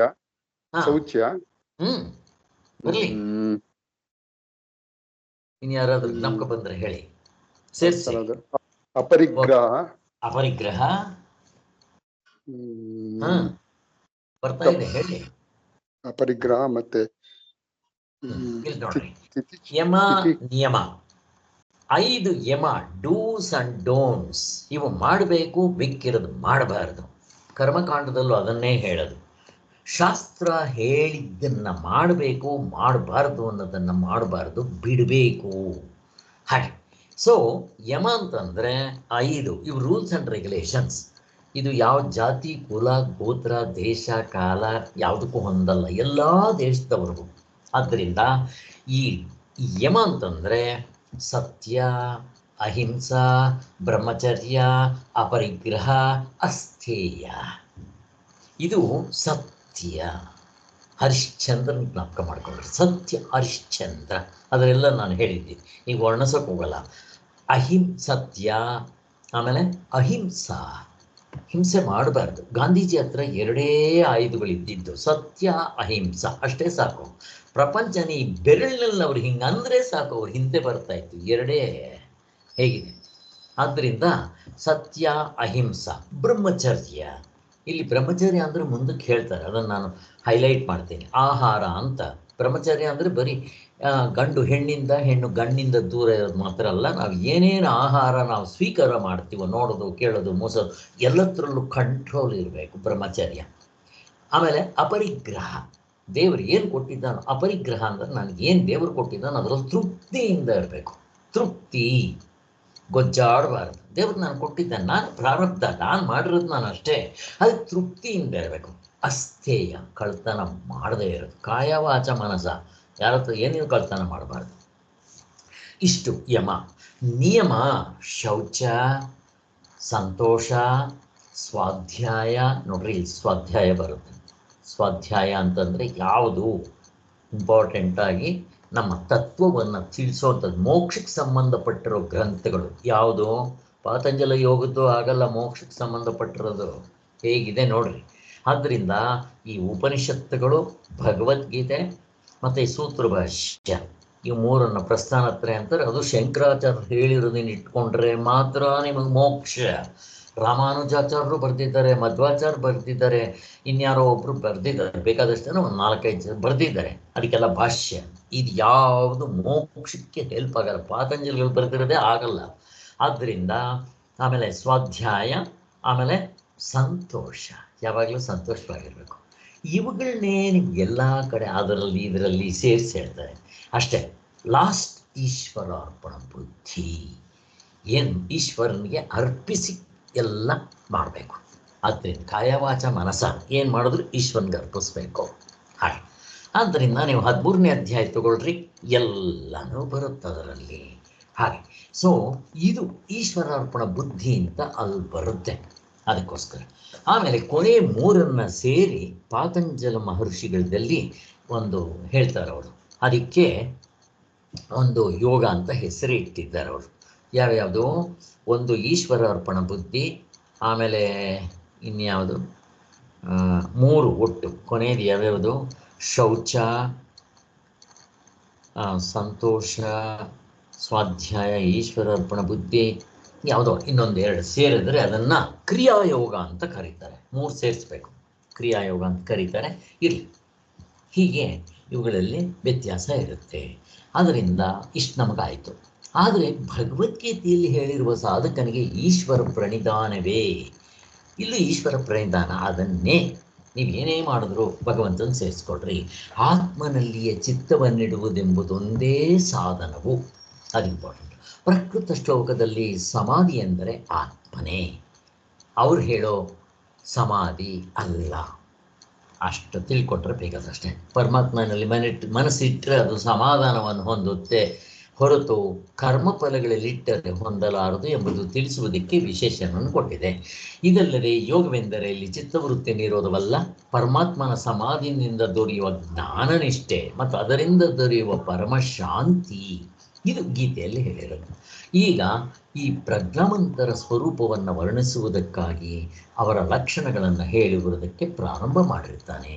ಈ ಪ್ರಾರಂಭ ಮಾಡೋದಕ್ಕೆ ಇಲ್ಲಿ ಇನ್ನೊಂದೇನಪ್ಪ ಅಂತಂದರೆ, ಇಲ್ಲಿ ಇನ್ನೊಂದು ಓದ್ತೀನಿ, ನಿಮ್ಮ ಪ್ರಶ್ನೆ ಶುರುವಾಗಿದೆ. ಗೀತೆಯ ಉಪಕ್ರಮದಲ್ಲಿ ಭಗವಂತನು ನೀನು ಅಶೋಚ್ಯರನ್ನು ಕುರಿತು ಶೋಕಿಸುತ್ತಿರುವೆ, ಆದರೆ ಪ್ರಜ್ಞಾವಂತರು ಹೀಗೆ ಎಂದಿಗೂ ಶೋಕಿಸುವುದಿಲ್ಲ ಎಂದು ಹೇಳಿದನಷ್ಟೇ. ಇದು ಬೇಸ್ಮೆಂಟ್. ಈಗ ಸ್ಥಿತಪ್ರಜ್ಞ ಲಕ್ಷಣಗಳು ಹೇಳೋದಕ್ಕೆ, ಈಗ ಆ ಪ್ರಜ್ಞಾವಂತರ ಸ್ವರೂಪವನ್ನು ವರ್ಣಿಸುವುದಕ್ಕೆ, ಅವರ ಲಕ್ಷ್ಯವನ್ನು ಹೇಳುವುದಕ್ಕೆ ಪ್ರಾರಂಭ ಮಾಡಿದ್ದಾನೆ. ಈ ಶ್ಲೋಕದಲ್ಲಿ ಮೊದಲು ಓದೋದ್ನಲ್ಲ 1-2 ಲೈನು, ಏನರ್ಥ ಆಯ್ತು ನಿಮಗೆ? ಉಪಕ್ರಮ, ಉಪಕ್ರಮ ಅಂದ್ರೆ ಏನು? ಮೊದ್ಲು ಶುರು ಮಾಡಿದ್ದು ಭಗವಂತ ಗೀತೆ ಬೋಧ್ಸಕ್ಕೆ ಶುರು ಮಾಡಿದ್ದು ಇದಕ್ಕೋಸ್ಕರ. ಯಾಕೆಂದ್ರೆ ಅವನು ಶೋಕದಿಂದ ಕೂತ್ಕೊಂಡ್ಬಿಟ್ನಲ್ಲ, ಯುದ್ಧ ಮಾಡಲ್ಲ ಅಂತ. ಆವಾಗ ನೀನು ಇವ್ರನ್ನೆಲ್ಲ ಶೋಕಿಸೋಷ್ಟಿಲ್ಲ, ಅವ್ರನ್ನ ಕುರಿತು ನೀನು ಶೋಕ ಮಾಡ್ತಾ ಇದೀಯಾ ಅಂತ ಹೇಳಕ್ ಶುರು ಮಾಡ್ದ. ನೀನು ಅಶೋಚ್ಯರನ್ನ ಕುರಿತು ಶೋಕಿಸುತ್ತಿರುವೆ, ಆದರೆ ಪ್ರಜ್ಞಾವಂತರು ಹೀಗೆ ಎಂದಿಗೂ ಶೋಕಿಸುವುದಿಲ್ಲ. ಪ್ರಜ್ಞಾವಂತರು ಅಂದ್ರೆ ಯಾರು ಇಲ್ಲಿ? ಅದೇ ತಿಳ್ಕೊಂಡಿರೋರು, ಯಾವ್ದಕ್ ಶೋಕ ಮಾಡ್ಬೇಕು ಯಾವ್ದಕ್ ಅಶೋಕ ಮಾಡ್ಬೇಕು ಅಂತ ತಿಳ್ಕೊಂಡಿರೋರು ಅಂದ್ರೆ ಈ ಸ್ಥಿತಪ್ರಜ್ಞನ್ನೇ ಹೇಳ್ತಾ ಇದ್ದಾರೆ ಪ್ರಜ್ಞಾವಂತನು ಅಂತ, ತಿಳಿದಿರೋನು ಅಂತ. ಜ್ಞಾನಿಗಳು ಸರ್, ಜ್ಞಾನಿಗಳು. ಅಲ್ಲಿ ಆ ಆ, ಈ ಎಲ್ಲವನ್ನು ಎಕ್ಸ್ಪ್ಲೈನ್ ಮಾಡುವಾಗ ಉಪಕ್ರಮ, ಅದಕ್ಕೆ ಕಾನ್ಸಂಟ್ರೇಟೆಡ್ ಮೆಥಡ್ ಅಂತ ಹೇಳ್ತಾರೆ.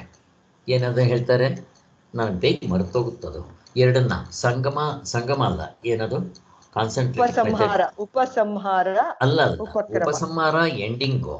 ಇದು ಮೊದಲು ಸ್ಟಾರ್ಟಿಂಗ್ನಲ್ಲಿ ಇಂಟ್ರೊಡಕ್ಷನ್ ತರ ಹೇಳಿ ಆಮೇಲೆ ಅದನ್ನು ಎಲಾಬರೇಟ್ ಮಾಡ್ತಾರೆ. ಸಮಾಸ ವ್ಯಾಸ ಪದ್ಧತಿ. ಇದನ್ನ ಸಮಾಸ ವ್ಯಾಸ ಪದ್ಧತಿ ಅಂತಾರೆ. ಸಮಾಸ ಅಂತಂದ್ರೆ ಮೊದಲು ಇಂಟ್ರೊಡಕ್ಷನ್ ಹೇಳ್ಬಿಡೋದು, ಬೇಸ್ಮೆಂಟ್, ಆಮೇಲೆ ಅದನ್ನ ಮಿಕ್ಕಿರೋದ್ರಲ್ಲಿ ಡೆವಲಪ್ ಮಾಡ್ಕೊತಾ ಹೋಗ್ತಾರೆ. ಕೊನೆಯಲ್ಲಿ ಏನ್ ಮಾಡ್ತಾರೆ, ಅದನ್ನೆಲ್ಲ ಸೇರಿಸಿ ಹಿಂದೆ ಏನು ಹೇಳಿದ್ರು ಅದು ಅಷ್ಟನ್ನು ಸಾರಾಂಶ ಸೇರಿಸ್ಕೊಂಡು ಹೇಳ್ತಾರೆ. ಇದು ಸಮಾಸ ವ್ಯಾಸ ಪದ್ಧತಿ. ವೇದ ವ್ಯಾಸರು ಯಾಕೆ ಬಂತ ಹೆಸರು ವ್ಯಾಸ ಅಂತ? ವೇದ ವ್ಯಾಸರಿಗೆ ಪ್ರಶ್ನೆ. ಭಾಗ ಮಾಡಿದ್ರು, ಎಲ್ಲ ಒಟ್ಟಿಗೆ ಇದ್ದಿದ್ದನ್ನ ವಿಭಾಗ ಮಾಡಿದ್ರು ವ್ಯಾಸ ಅಂತ. ಅದನ್ನ ಬಿಳವರಿ ಮಾಡಿ ಅದನ್ನ ಎರಡು ಡಿವೈಡ್ ಮಾಡಿದ್ರು ಅಷ್ಟೇ. ಮೊದಲು ಒಂದೇ ಇತ್ತು, ವೇದ ಅಂದ್ರೆ ಒಂದೇ ಇದ್ದಿದ್ದು, ಅದನ್ನು 4 ವೇದಗಳಾಗಿ ಮಾಡಿದ್ರು. ಅದಕ್ಕೆ ಅವರು ವ್ಯಾಸರು ಅಂತ ಅಷ್ಟೇ. ಅದಕ್ಕೆ ಸಮಾಸ ವ್ಯಾಸ ಪದ್ಧತಿ, ಇಂಗ್ಲೀಷ್ನಲ್ಲಿ ಕಾನ್ಸಂಟ್ರೇಟ್ ಮೆಥಡ್ ಅಂತ ಹೇಳ್ತಾರೆ. ಹೀಗೆ ಪ್ರವಚನ ಮಾಡೋರು ಇದನ್ನು ಸ್ವಲ್ಪ ಅರ್ಥ ಮಾಡ್ಕೊಂಡು ಮಾಡಿದ್ರೆ ಚೆನ್ನಾಗಿ ಅರ್ಥ ಆಗುತ್ತೆ. ಹೀಗೆ ನೋಡ್ರಿ, 2ನೇ ಅಧ್ಯಾಯದಲ್ಲಿ ಎಲ್ಲವನ್ನೂ ಹೇಳ್ಬಿಡ್ತಾನೆ. ಅದಕ್ಕೆ 2ನೇ ಅಧ್ಯಾಯದಲ್ಲಿ ಎಲ್ಲ ಬಂದ್ಬಿಡುತ್ತೆ ಸಾರಾಂಶ ಅಲ್ಲಿ. ಮತ್ತು ಎಲ್ಲ ಅಧ್ಯಾಯಗಳಲ್ಲೂ ಅದನ್ನು ಎಕ್ಸ್ಪ್ಯಾಂಡ್ ಮಾಡ್ತಾ ಹೋಗ್ತಾರೆ. 18ನೇ ಅಧ್ಯಾಯದಲ್ಲಿ ಮತ್ತೇನು ಮಾಡ್ತಾನೆ ಭಗವಂತ, ತಿರ್ಗಾ ಅದನ್ನು ಇಂಪಾರ್ಟೆಂಟ್ ಆಗಿರೋದನ್ನು ಮಾತ್ರ ಹೇಳ್ತಾನೆ. ಹೇಗೆ? ಯಾರಿಗಾದ್ರೂ ಗೊತ್ತಾ? ಎಕ್ಸಾಂಪಲ್ ಇದೆ. ಹೇಗೆ 18ನೇ ಅಧ್ಯಾಯದಲ್ಲಿ ಹೇಗೆ ಹೇಳ್ತಾನೆ ಭಗವಂತ? ಎಲ್ಲ ಅದರ ಸಾರಾಂಶ ಜಿಸ್ಟ್ ಹೇಳ್ತಾನೆ. ಹೆಂಗೆ ಹೇಳ್ತಾನೆ ನಿಮ್ಗೆ ಅರ್ಥ ಆಗೋದಕ್ಕೆ? ಸರಿ, ಉಪಸಂಹಾರ ಅಂತ ಅದನ್ನೇ ಸರ್ ಹೇಳು. ಹೇಳಮ್ಮ ಪ್ರತಿಭಾ. ಎಕ್ಸಾಂಪಲ್ ಹೇಳ್ಬೇಕಾ? ಎಕ್ಸಾಂಪಲ್ ಹೆಂಗೆ ಅಂತ ಹೇಳಿದ್ರೆ ನಿಮ್ಗೆ ಚೆನ್ನಾಗಿ ಅರ್ಥ ಆಗುತ್ತೆ. ಇವಾಗ ಎಲ್ಲಾದ್ರೂ ಹೋಗೋವಾಗ ಫುಲ್ ಎಲ್ಲ ಹಂಗಿರ್ಬೇಕು ಹಿಂಗಿರ್ಬೇಕು, ಕ್ಲೋಸ್ ಮಾಡ್ಬೇಕು ಡೋರು ಅಂತೆಲ್ಲ ಹೇಳ್ತಾರೆ. ಇನ್ನೇನು ಆಚೆ ಕಡೆ ಹೋಗಿ ಹೇಳುವಾಗ ಹುಷಾರು ಅಂತ ಒಂದ್ ಲೈನ್. ಕರೆಕ್ಟ್. ಬಾಗ್ಲುಗಳೆಲ್ಲ ಹಾಕಿದ್ಯಾ ನೋಡು ಅಂತ ಹೇಳ್ತಾರೆ. ಮನೆಯಲ್ಲಿ ಇದ್ದಾಗ ಎಲ್ಲವೂ ಹೇಳ್ಬಿಡ್ತಾರ ಅವನಿಗೆ. ಒಂದು ಅರ್ಧ ಗಂಟೆ ಹೇಳ್ತಾರೆ ಏನೇನು ಮಾಡಬೇಕು ಅಂತ. ಬಸ್ನಲ್ಲಿ ಕೂತಾಗ ಮಗು ಹುಷಾರ್ಕೊಳೋ, ರಾತ್ರಿ ಹೊತ್ತು ಬೇಗ ಹಾಕೋ, ಆಮೇಲೆ ಎಲ್ಲ ಬಾಗಿಲುಗಳು ಚಿಲ್ಕ ಹಾಕೋ, ಲೈಟ್ಗಳು ಆಫ್ ಮಾಡು, ಹಿಂಗೆ ಇಂಪಾರ್ಟೆಂಟ್ ಇರೋದನ್ನು ಹೈಲೈಟ್ ಮಾಡ್ತಾರೆ. ಹಾಗೆ ಭಗವದ್ಗೀತೆ 18ನೇ ಅಧ್ಯಾಯದಲ್ಲಿ ಹಾಗೆ ಮಾಡಿದ್ದಾರೆ ಅಂತಾರೆ. ಇದು ಉಪಸಂಹಾರ, ಇದು ಆಯ್ತರ ವ್ಯಾಸ ಪದ್ಧತಿ ಹೀಗದಲ್ಲಿ ಹೇಳ್ತಾರೆ ಅನ್ನೋದಕ್ಕೆ ಅಷ್ಟು ತಿಳ್ಕೊಂಡ್ರೆ ಸಾಕು. ಈಗ ಪ್ರಜ್ಞಾವಂತರ ಸ್ವರೂಪವನ್ನು ವರ್ಣಿಸುವುದಕ್ಕೆ, ಅವರ ಲಕ್ಷ್ಯವನ್ನು ಹೇಳುವುದಕ್ಕೆ ಪ್ರಾರಂಭ ಮಾಡಿರ್ತಾನೆ. ಅರ್ಜುನನಿಗೆ ಕರ್ಮಫಲ ವಾಸನೆಯು ತಪ್ಪಿ ಬುದ್ಧಿಯ ಚಾಂಚಲ್ಯವು ಹೋಗಿ ಈ ಪ್ರಜ್ಞೆಯು ನಿಲ್ಲುವಂತಾಗಲಿ, ಈ ಪ್ರಜ್ಞೆಯನ್ನು ಗುರಿಯಾಗಿಟ್ಟುಕೊಂಡು ಅವನಿದನ್ನು ಮುಟ್ಟುವುದಕ್ಕೆ ತಕ್ಕ ಸಾಧನಗಳನ್ನು ಕೈಗೊಳ್ಳಲಿ ಎಂಬುದೇ ಭಗವಂತನ ಉದ್ದೇಶ. ಇದು ಅರ್ಜುನನ್ ಹೇಳ್ತಾ ಇದ್ದಾರೆ ಅಂತಲ್ಲ, ಯಾರು ಹೇಳ್ತಾ ಇದ್ದಾರೆ? ಕೃಷ್ಣ ಭಗವಾನ್. ಮುಮುಕ್ಷುಗಳಿಗೆ. ಮತ್ತೆ ಭಗವದ್ಗೀತೆ ಓದುವಾಗ ಯಾವ ಅರ್ಥದಲ್ಲಿ ಓದ್ಬೇಕು, ಹೇಗೆ ಓದ್ಬೇಕು, ಅದನ್ನ ಏನ್ ಅನ್ಕೋಬೇಕು, ನಾವು ಭಾವನೆ ಮಾಡ್ಕೋಬೇಕು. ಭಗವದ್ಗೀತೆ ಓದ್ಬೇಕಾದ್ರೆ ಅರ್ಜುನನ ಸ್ಥಾನದಲ್ಲಿ ನಾವೇನ್ ಇದ್ದೀರಿ ಅಂತ ಅನ್ಕೊಂಡು ಭಾವನೆ ಮಾಡ್ಕೋಬೇಕು. ಸೊ ಸಾಕ್ಷಾತ್ ಕೃಷ್ಣ ಭಗವಂತ ನನಗೆ ಬೋಧನೆ ಮಾಡ್ತಾ ಇದ್ದಾನೆ ಅಂತ ತಿಳ್ಕೊಂಡು ಮಾಡಬೇಕು ಇದು. ಅದಕ್ಕೆ ಅದು ಓದ್ತಾ ಇದ್ರೆ ಅದರ ಒಳಗಡೆ ಮುಳುಗೋಗ್ಬೇಕು. ಎಷ್ಟು ಮುಳುಗೋಗ್ಬೇಕಂತ ಸ್ವಾಮಿಗಳು ಇನ್ನೆಲ್ಲ ಒಂದು ಕಡೆ ಇಂಥ ಎಕ್ಸಾಂಪಲ್ಸ್ ಕೊಟ್ಟಿರ್ತಾರೆ. ಎಕ್ಸಾಂಪಲ್ ಜ್ಞಾಪಕ ಇಟ್ಕೊಂಡ್ರೆ ಮರೆಯಲ್ಲ. ಒಂದ್ಸರಿ ಒಂದು ಪಿಕ್ಚರ್ ಆಗ್ತಾ ಇತ್ತಂತೆ, ಆವಾಗಿನ ಕಾಲದಲ್ಲಿ ಪಿಕ್ಚರ್ ನಡೀತಾ ಇತ್ತಂತೆ. ಅಲ್ಲಿ ಈ ಕೀಚಕ ದ್ರೌಪದಿಗೆ ಹಿಂಸೆ ಕೊಡ್ತಾ ಇರ್ತಾನಲ್ಲ, ಗೊತ್ತಲ್ಲ, ಆ ಕಡೆಗೆ ಹೋಗದೆ ಇರೋದಕ್ಕೆ ಬಿಡೋದು ಮಾಡೋದು, ತುಂಬ ಪ್ರಾಣ ತಿಂತಾ ಇರ್ತಾನಂತೆ. ಆ ಅಜ್ಜಿ ಒಬ್ಳು ನೋಡ್ತಾ ಇದ್ದವಳು ಪಿಕ್ಚರ್ನಲ್ಲಿ, ಅಯ್ಯೋ ಯಾಕೋ ಪಾಪ ಆ ಪ್ರಾಣಿನ ಹಿಂಸೆ ಮಾಡ್ತೀವಿ ಬಿಟ್ಬಿಡೋ, ಜೋರಾಗಿ ಕಿರ್ಚ್ಕೊಂಡು ಅಲ್ಲಿದ್ದವ್ರು ನಗಕ್ಕೆ ಶುರು ಮಾಡಿದ್ರಂತೆ. ಹೆಂಗಾಗಿರುತ್ತೆ ನೋಡ್ರಿ, ಹಂಗೆ ನೋಡ್ಬೇಕು. ನಾವು ನೋಡ್ತೀವ ಅಲ್ಲಿ ಇನ್ ಕೆಲವರಲ್ಲಿ ಫೈಟಿಂಗ್ ಆಗ್ತಾ ಇದ್ರೆ ಚೇರ್ ಮೇಲೆ ಕೂತ್ಕೊಂಡು ಹ್ಞೂ ಅಂತ ಹಿಂಗೆ ಹೊಡಿತಾ ಇರ್ತಾರೆ. ಹಂಗೆ ನಾವು ಭಗವದ್ಗೀತೆ ಓದುವಾಗ ನಮ್ಗೆ ಆ ಸ್ಥಿತಿ ಬರ್ಬೇಕು ನೋಡ್ರಿ. ಅದ್ರಲ್ಲೆಲ್ಲ ಆಗುತ್ತೆ ಸರ್, ಪಿಕ್ಚರ್ ಅಲ್ಲೆಲ್ಲ ಆಗುತ್ತೆ, ಇಲ್ಲ ಆಗೋದಿಲ್ಲ, ಇಲ್ಲ ಆಗ್ಬೇಕು. ಅದೇ ನಮ್ಗೆ ಆಸಕ್ತಿ ಬಂತು ಅಂದ್ರೆ ಮುಳುಗೋಗ್ಬೇಕು ಅಂತಾರಲ್ಲ, ಹಾಗಾಗ್ಬೇಕು ಇಲ್ಲಿ. ಅದಕ್ಕೋಸ್ಕರ ಇಲ್ಲಿ ಸರಿ ಈ ಒಂದು ಎಚ್ಚರಿಕೆ ಮಾತನ್ನ ಆಡುವುದು ಅವಶ್ಯವಾಗಿರುತ್ತೆ. ಈ ಅಧ್ಯಾಯದಲ್ಲಿ ಹೇಳಿರುವ ಜ್ಞಾನದ ಮತ್ತು ಕರ್ಮಯೋಗದ ವಾಕ್ಯಗಳನ್ನು ಓದಿ ಸ್ವಾಮಿಗಳಲ್ಲಿ ಒಂದು ಎಚ್ಚರಿಕೆ ಕೊಡ್ತಾರೆ, ಹುಷಾರಾಗಿರ್ಬೇಕು. ನಾವು ಓದ್ತೀನಿ, ಇದ್ರ ಮೇಲೆ ಪ್ರಶ್ನೆ ಶುರುವಾಗುತ್ತೆ, ಗಮನ ಕೊಟ್ಟು ಕೇಳ್ರಿ.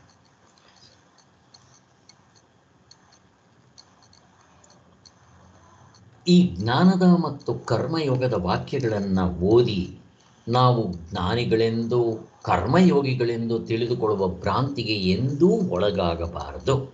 ಆತ್ಮನು ಏಕನೋ, ಅದ್ವಿತೀಯನೋ, ನಿರ್ವಕಾರನೋ, ಅಚಿಂತ್ಯನೋ, ಅವ್ಯಕ್ತನೋ, ಸರ್ವರ ಆತ್ಮನು ಅಂತ ಮುಂತಾಗಿ ವೇದಾಂತದ ಎಂಜಲು ಮಾತುಗಳನ್ನು ಬಳಸುತ್ತಿರುವರೆಲ್ಲ ಜ್ಞಾನಿಗಳು ಆಗೋದಿಲ್ಲ. ಈ ಗೀತೋಕ್ತ ಜ್ಞಾನವು ನಮಗೆ ನಿಜವಾಗಿ ಅಳವಟ್ಟಿದೆಯೇ ಇಲ್ಲವೇ ಎಂಬುದನ್ನು ವ್ಯವಹಾರದಲ್ಲಿ ನಾವು ನಡೆದುಕೊಳ್ಳುವ ರೀತಿಯಿಂದಲೇ ಸ್ಪಷ್ಟವಾಗುತ್ತೆ. ಇಷ್ಟು ಓದೋದನ್ನೆಲ್ಲ ಎಲ್ಲರೂ ಕಾಮೆಂಟ್ ಮಾಡ್ರಿ, ಎಲ್ಲರೂ ಮಾತಾಡಬೇಕು. ಇಲ್ಲಿ ನೀವೇನು ಪುಸ್ತಕ ಓದದೇ ಇದ್ದರೂ ನಾನು ಓದಿದ್ದೀನಿ, ಇದಕ್ಕೆ ಹೊಂದುವಂಥದ್ದನ್ನು ಸೇರಿಸ್ಬೇಕು. ಹೇಳ್ರಿ, ಯಾರಾದರೂ ಸ್ಟಾರ್ಟ್ ಮಾಡ್ರಿ ಈಗ ಓದಿರೋದನ್ನು. ಇಲ್ಲಿ ಕಾಯ ವಾಚ ಮನಸ ಮೂರು ಒಂದೇ ಆಗ್ಬೇಕು. ತತ್ವ ಹೇಳೋದೊಂದು, ಕೆಲಸ ಮಾಡೋದೊಂದು ಆಗ್ಬಾರ್ದು. ತತ್ವ ಹೇಳಿದ್ದನ್ನ ಹಾಗೆ ನಾವು ಅಳವಡಿಸ್ಕೋಬೇಕು ಜೀವನದಲ್ಲಿ. ಮತ್ತೆ ಇಲ್ಲಿ ಚಿತ್ತದಿಂದ ಇರಬೇಕು ಅಂದ್ರೆ ಆಗು ಹೋಗುಗಳಿಗೆ ನಮ್ಮ ಚಿತ್ತ ಯಾವ್ದು ಅಲ್ಲಾಡಬಾರ್ದು ಅಂತವ್ರು ಮಾತ್ರ. ನಾವು ಹೇಳೋದೆಲ್ಲ ಒಂದು, ಮಾಡೋದೊಂದು ಆಗಬಾರದು ಅಂತ ಸರ್. ಮತ್ತೆ ಇನ್ಯಾರಾದ್ರು ಮಾಡೋದೆಲ್ಲ ಅನಾಚಾರ, ಮನೆ ಮುಂದೆ ಬೃಂದಾವನ ಎಲ್ಲ ಆಗ್ಬಾರ್ದು ಅಂತ ಹೇಳ್ತಾರೆ. ಇನ್ಯಾರಾದ್ರು ಆ್ಯಡ್ ಮಾಡಿ.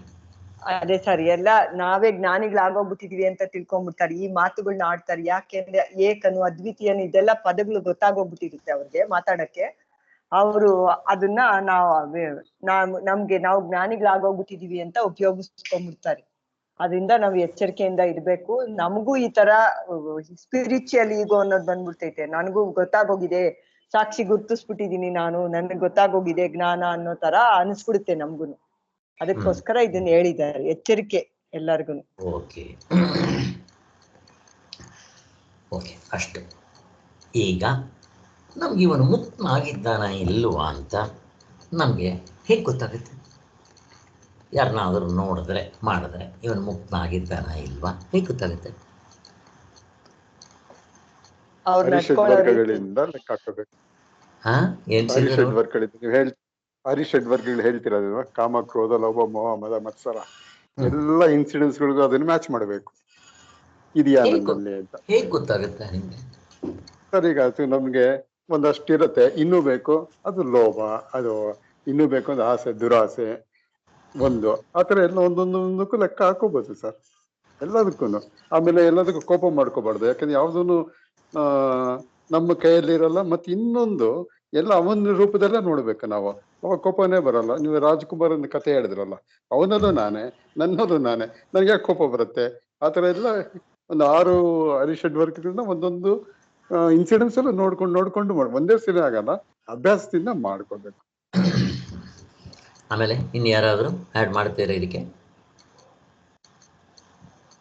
ನಾನೇ ಅಲ್ಲಿರೋದು ಅಂದಾಗ ಯಾರ ಮೇಲೆ ಕೋಪ ಬರುತ್ತೆ, ಅವನು ನಡ್ಕೊಳ್ಳೋ ರೀತಿ, ಜ್ಞಾನಿ ಆದವನು ಯಾರ ಮೇಲೂ ಕೋಪ ಮಾಡ್ಕೊಳ್ಳಲ್ಲ, ದ್ವೇಷ ಮಾಡಲ್ಲ, ಎಲ್ಲರಲ್ಲೂ ಸಮವಾದ ಭಾವನೆ ಇಟ್ಕೊಂಡಿರ್ತಾನೆ. ಅದರಿಂದ ಗೊತ್ತಾಗುತ್ತೆ ಇವನು ಜ್ಞಾನಿ ಅಂತ. ಅದು ಕಷ್ಟನೇ ಗೊತ್ತಾಗೋದು, ಬಟ್ ಇಲ್ಲಿ ಹೇಳಿರೋದು ಅರ್ಥ ಆಗುತ್ತೆ. ಅವನು ನಡ್ಕೊಳ್ಳೋ ರೀತಿಯಿಂದ ಗೊತ್ತಾಗುತ್ತೆ, ಹೇಗೆ ನಡ್ಕೊಂತಾನೆ ಒಬ್ಬ. ಈಗ ಇವನು ಒಳ್ಳೆಯವನು, ಇವನು ಕಳ್ಳ, ಇವನು ಮೋಸಗಾರ, ಇವನು ವಂಚಕಗಾರ ಅಂತ ಹೆಂಗೆ ಗೊತ್ತಾಗುತ್ತೆ? ಟೋಪಿ ಬೀಳ್ತೀವಿ ನಾವು ಎಷ್ಟೋ ಸರಿ, ಏನು ಮಾಡೋಕ್ಕಾಗಲ್ಲ. ಗೊತ್ತಾಗುತ್ತೋ ಇಲ್ವೋ ಆಮೇಲಾದರೂ. ಎಷ್ಟು ದಿನ ಮಾಡ್ಬೋದು ಟೋಪಿ? ಎಷ್ಟು ದಿನ ಹಾಕ್ತೀರಿ ನೀವು ಟೋಪಿನ? ಸತ್ಯ ಗೊತ್ತಾಗೋ ತನಕ ಇವನು ಆಮೇಲೆ ಅಲ್ವಾ, ಗೊತ್ತಾದ್ಮೇಲೆ ಯಾರು ನಂಬೋದಿಲ್ಲ. ಹಾಗೆ ಇಲ್ಲಿ ಬ್ರಹ್ಮಜ್ಞಾನಿ ಅಂದ್ರೆ ಬ್ರಹ್ಮಜ್ಞಾನಿ ಯಾರಿಗೂ ಹೆದರ್ಬೇಕಾಗಿಲ್ಲ, ಹೆದರೋದು ಇಲ್ಲ. ಯಾಕೆ? ಬ್ರಹ್ಮಜ್ಞಾನಿ ನಾನು ಬಿಟ್ಟರೆ ಇನ್ಯಾರು ಇಲ್ಲ, ಅವನಿಗೆ ಶತ್ರುಗಳಿಲ್ಲ, ಮಿತ್ರಗಳಿದ್ದಾರೆ, ಎಲ್ಲರೂ ಒಂದೇ. ಇನ್ನು ಬೇರೆಯವರು ಕೂಡ ಬ್ರಹ್ಮಜ್ಞಾನಿ ನೋಡಿದ್ರೆ ಹೆದರಲ್ವಂತೆ. ಎಂಥ ಕ್ರೂರ ಮೃಗಗಳಿಗೂ ಕೂಡ ಅವನನ್ನು ನೋಡಿದ್ರೆ ಹೆದರದಿಲ್ವಂತೆ. ಏನೋ ಒಂದು ಆ ಥರ ಇರುತ್ತಂಥವು.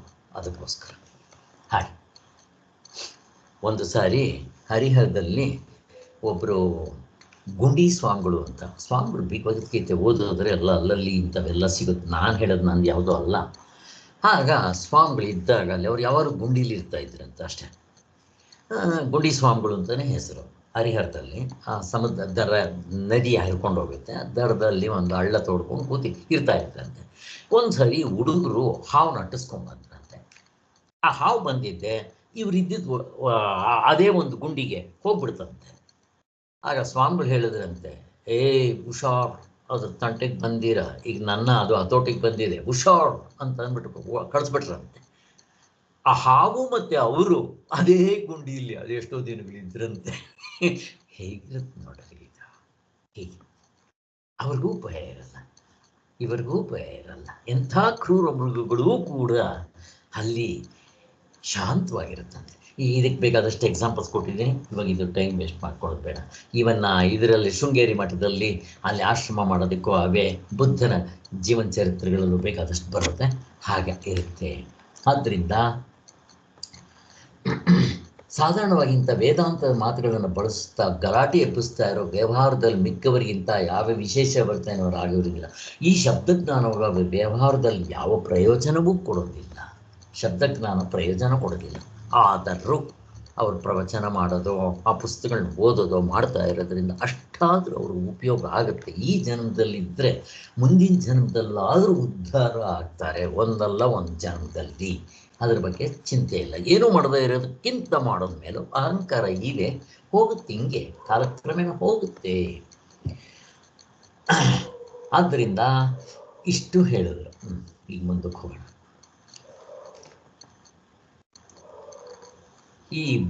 ಈ ವೇದಾಂತಿಗಳ ಮಾತು ಬರೀ ಬಾಯಿ ಮಾತಾಗಿರುತ್ತೆ. ಇಂಥವ್ರು ಹೇಗೆ ಅಂತಂದ್ಬಿಟ್ಟು ಆ ಜಿಂಕೆಗಳ ಎಕ್ಸಾಂಪಲ್ ಕೊಟ್ಟಿದ್ದಾರೆ, ಜ್ಞಾಪಕ ಮಾಡಿಕೊಟ್ರೆ ಸಾಕು. ಮುಂದಕ್ಕೆ ಹೋಗೋಣ. ಆದ್ದರಿಂದ ಅವರಿಗೆ ಶೋಕ ಮೋಹಗಳು, ಸಂಸಾರದ ಭಯ ತಪ್ಪಿರುತ್ತೆ. ಆದ್ದರಿಂದ ನಾವುಗಳು ಇನ್ನೂ ಸ್ಥಿತಪ್ರಜ್ಞರಲ್ಲ, ಸ್ಥಿತಪ್ರಜ್ಞೆಯನ್ನು ಸಂಪಾದಿಸಿಕೊಳ್ಳಬಲ್ಲ ಕರ್ಮಯೋಗಕ್ಕೂ ಅರ್ಹರಾಗಿಲ್ಲ. ಅಷ್ಟೇಕೆ ನಮ್ಮಲ್ಲಿ ಬಲು ಮಂದಿ ಇನ್ನೂ ಶಾಸ್ತ್ರೋಕ್ತ ಕರ್ಮಗಳನ್ನು ಕೂಡ ಸರಿಯಾಗಿ ಶ್ರದ್ಧೆಯಿಂದ ಮಾಡುವ ಅಭ್ಯಾಸ ಇಟ್ಟುಕೊಂಡಿಲ್ಲ. ಸ್ವಾಮಿಗಳು ಏನು ಹೇಳ್ತಾ ಇದ್ದಾರೆ ಇಲ್ಲಿ? ಯಾರಾದರೂ ಕರ್ಮಯೋಗನೂ ಸರಿಯಾಗಿ ಯೋಗ್ಯತೆ ಇಲ್ಲ ನಮ್ಗೆ ಮಾಡಕ್ಕೆ. ಮತ್ತೆ ಶಾಸ್ತ್ರದಲ್ಲಿ ಹೇಳಿರೋ ಕಾಮ್ಯ ಕರ್ಮನೂ ಶ್ರದ್ಧೆಯಿಂದ ಮಾಡಲ್ಲ, ಅಂಥವ್ರು ಸ್ಥಿತಪ್ರಜ್ಞರಲ್ಲ ಅಂತ ಹೇಳ್ತಾ ಇದ್ದಾರೆ. ಅಲ್ವಾ? ನಾವು ಪರೀಕ್ಷೆ ಮಾಡ್ಕೋಬೇಕು, ಇದೆಯಾ ಕರ್ಮಯೋಗ ಮಾಡೋ ಕೆಪಾಸಿಟಿ ಇದೆಯಾ ನೋಡ್ಕೋಬೇಕು. ಎಲ್ಲ ಓನ್ ಬಿಡ್ತೀವಿ ನಾವು, ಆ ಸಾಧನೆ ಮಾಡಕ್ ಈಡ್ದಾಗ ಗೊತ್ತಾಗತ್ತದ ಕಷ್ಟ ಸರ್. ಕರ್ಮಯೋಗನೇ ಕಷ್ಟ ಸರ್. ಕಷ್ಟ.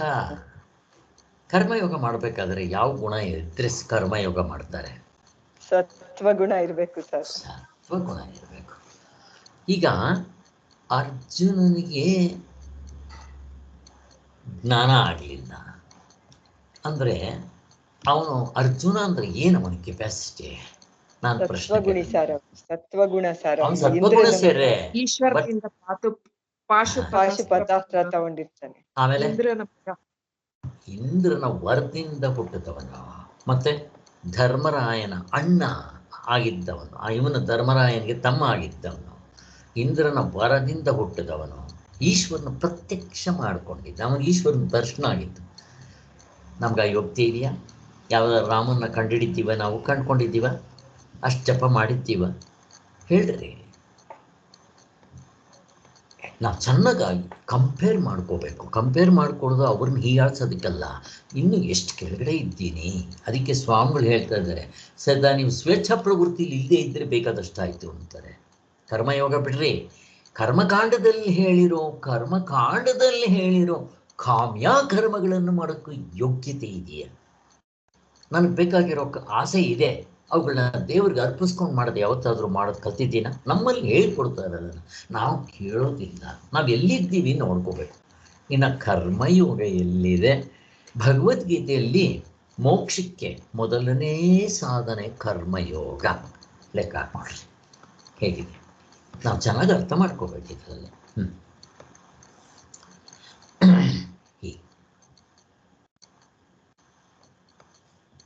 ಸೊ ಅದಕ್ಕೆ ನಮ್ಮಲ್ಲಿ ಸ್ಟೆಪ್ಸ್ ಹೇಳ್ತಾರೆ.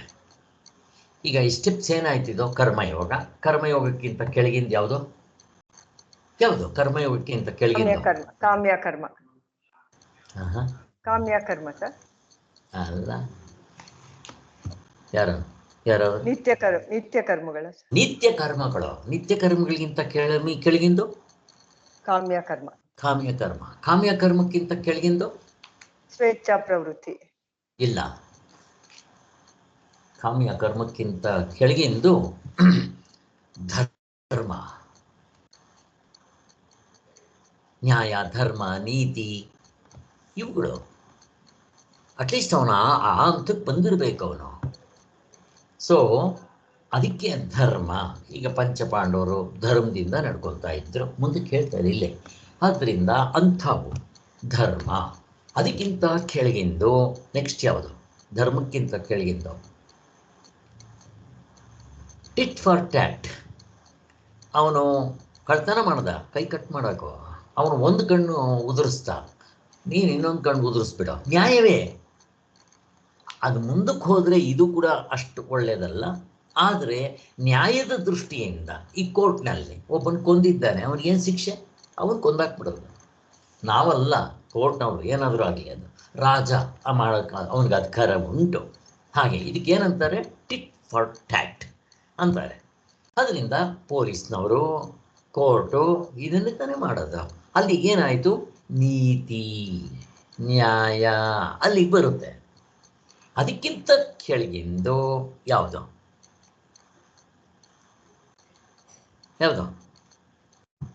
ಸ್ವೇಚ್ಛಾ ಪ್ರವೃತ್ತಿ. ಅಷ್ಟೇ, ಅಲ್ಲಿಗೆ ಲೆಕ್ಕ ಹಾಕೊಂಡ್ರೆ ಇಷ್ಟು ಗ್ರಡೇಷನ್ಸ್ ಇದೆ. ನಾನು ಎಲ್ಲಿದ್ದೀನಿ, ನನ್ನ ಕೈನಲ್ಲಿ ಯಾವ ಸಾಧನೆ ಮಾಡೋಕ್ಕಾಗುತ್ತೆ ತಿಳ್ಕೊಬೇಕು.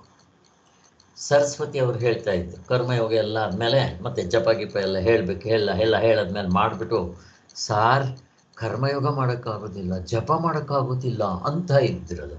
ಹೀಗೆ ಎಷ್ಟು ಕಷ್ಟ ಇದೆ ಅನ್ನೋದು ಮಾಡೋಕ್ಕೆ ಶುರು ಮಾಡಿದಾಗ ಆಗುತ್ತೆ. ಇಲ್ದಿದ್ರೆ ಏನು ಗೊತ್ತಾಗೋದಿಲ್ಲ. ಮಾಡದೇ ಇದ್ದರೆ ಅಪ್ರಾಣಿಗೂ ಸಾಧನೆಗಳು ಮಾಡದೇ ಇದ್ದರೆ ಮುಕ್ತ ಆಗೋದಿಲ್ಲ.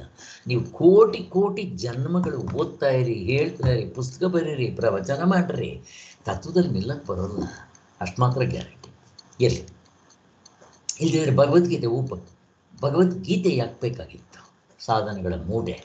ಆದ್ದರಿಂದ ಗೀತೆಯಲ್ಲಿ ಹೇಳಿರುವ ಜ್ಞಾನವು, ಕರ್ಮಯೋಗವು ನಮಗೆ ಧ್ಯೇಯವಾಗಿರಬೇಕು. ಗೀತೋಕ್ತ ಜ್ಞಾನಕ್ಕೆ ಬಂದಿದ್ದಕ್ಕೆ ಗುರುತೇನಪ್ಪ ಅಂತಂದರೆ, ಆದ್ದರಿಂದ ನಾವು ತಿಳ್ಕೊಂಡು ಇಲ್ಲಿ ನಮ್ಮ ಯೋಗ್ಯತೆಗೆ ತಕ್ಕ ಸಾಧನಗಳನ್ನು ಕೈಗೊಳ್ಳೋದಕ್ಕೆ ಪ್ರಯತ್ನ ಮಾಡಬೇಕು. ಇಷ್ಟು. ಈಗ ನಮಗೆ ಗೀತೋಕ್ತ ಜ್ಞಾನವು ಬಂದಿದ್ದಕ್ಕೆ ಗುರುತೇನು? ನಮಗೆ ಸ್ವಾಮಿಗಳು ಹೇಳ್ತಾರೆ, ಕರ್ಮ ವಚನಗಳನ್ನಾಗಲಿ ಕೇಳುವ ಕೌತುಕವು ನಮ್ಮಲ್ಲಿ ಅಳಸಿ ಹೋಗುವುದು. ಆಗ ಶ್ರೋತವ್ಯವೂ ಇಲ್ಲ, ಶ್ರುತವೂ ಇಲ್ಲ, ಕರ್ತೃತ್ವವೂ ಇಲ್ಲ, ಕರ್ಮವೂ ಇಲ್ಲ, ಭೋಕ್ತೃತ್ವ ಇಲ್ಲ ಅಂತ ಹೇಳ್ತಾರೆ. ಏನಾಗುತ್ತೆ? ನಮಗೆ ಕರ್ಮಯೋಗ ಮಾಡೋ ಅಷ್ಟು ಕೆಪಾಸಿಟಿ ಬಂದಿದ್ದರೆ ಅಥವಾ ತತ್ವದಲ್ಲಿ ನಿಂತಿದ್ದರೆ, ಕರ್ಮಯೋಗ ಮಾಡೋಕ್ಕೆ ಬಂದ್ರೇ ಸಾಕು. ಈ ಕರ್ಮಯೋಗ ಮಾಡಬೇಕಾದ್ರೆ ಅವನು ನಿತ್ಯ ಕರ್ಮಗಳನ್ನ ಕೂಡ ಮಾಡ್ಕೊಂಡು ಹೋಗಿರಬೇಕು. ನಿತ್ಯ ಕರ್ಮಗಳು ಯಾವುದು?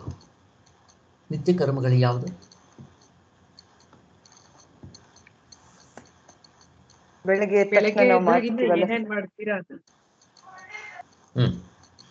ಸ್ನಾನ, ಸಂಧ್ಯಾ ವಂದನೆ, ಪೂಜೆ ಮಾಡೋದು ಎಲ್ಲಾನು ನಿತ್ಯ ಕರ್ಮಗಳೇ. ದಾನ, ಧರ್ಮ, ಸ್ವಾಧ್ಯಾಯ,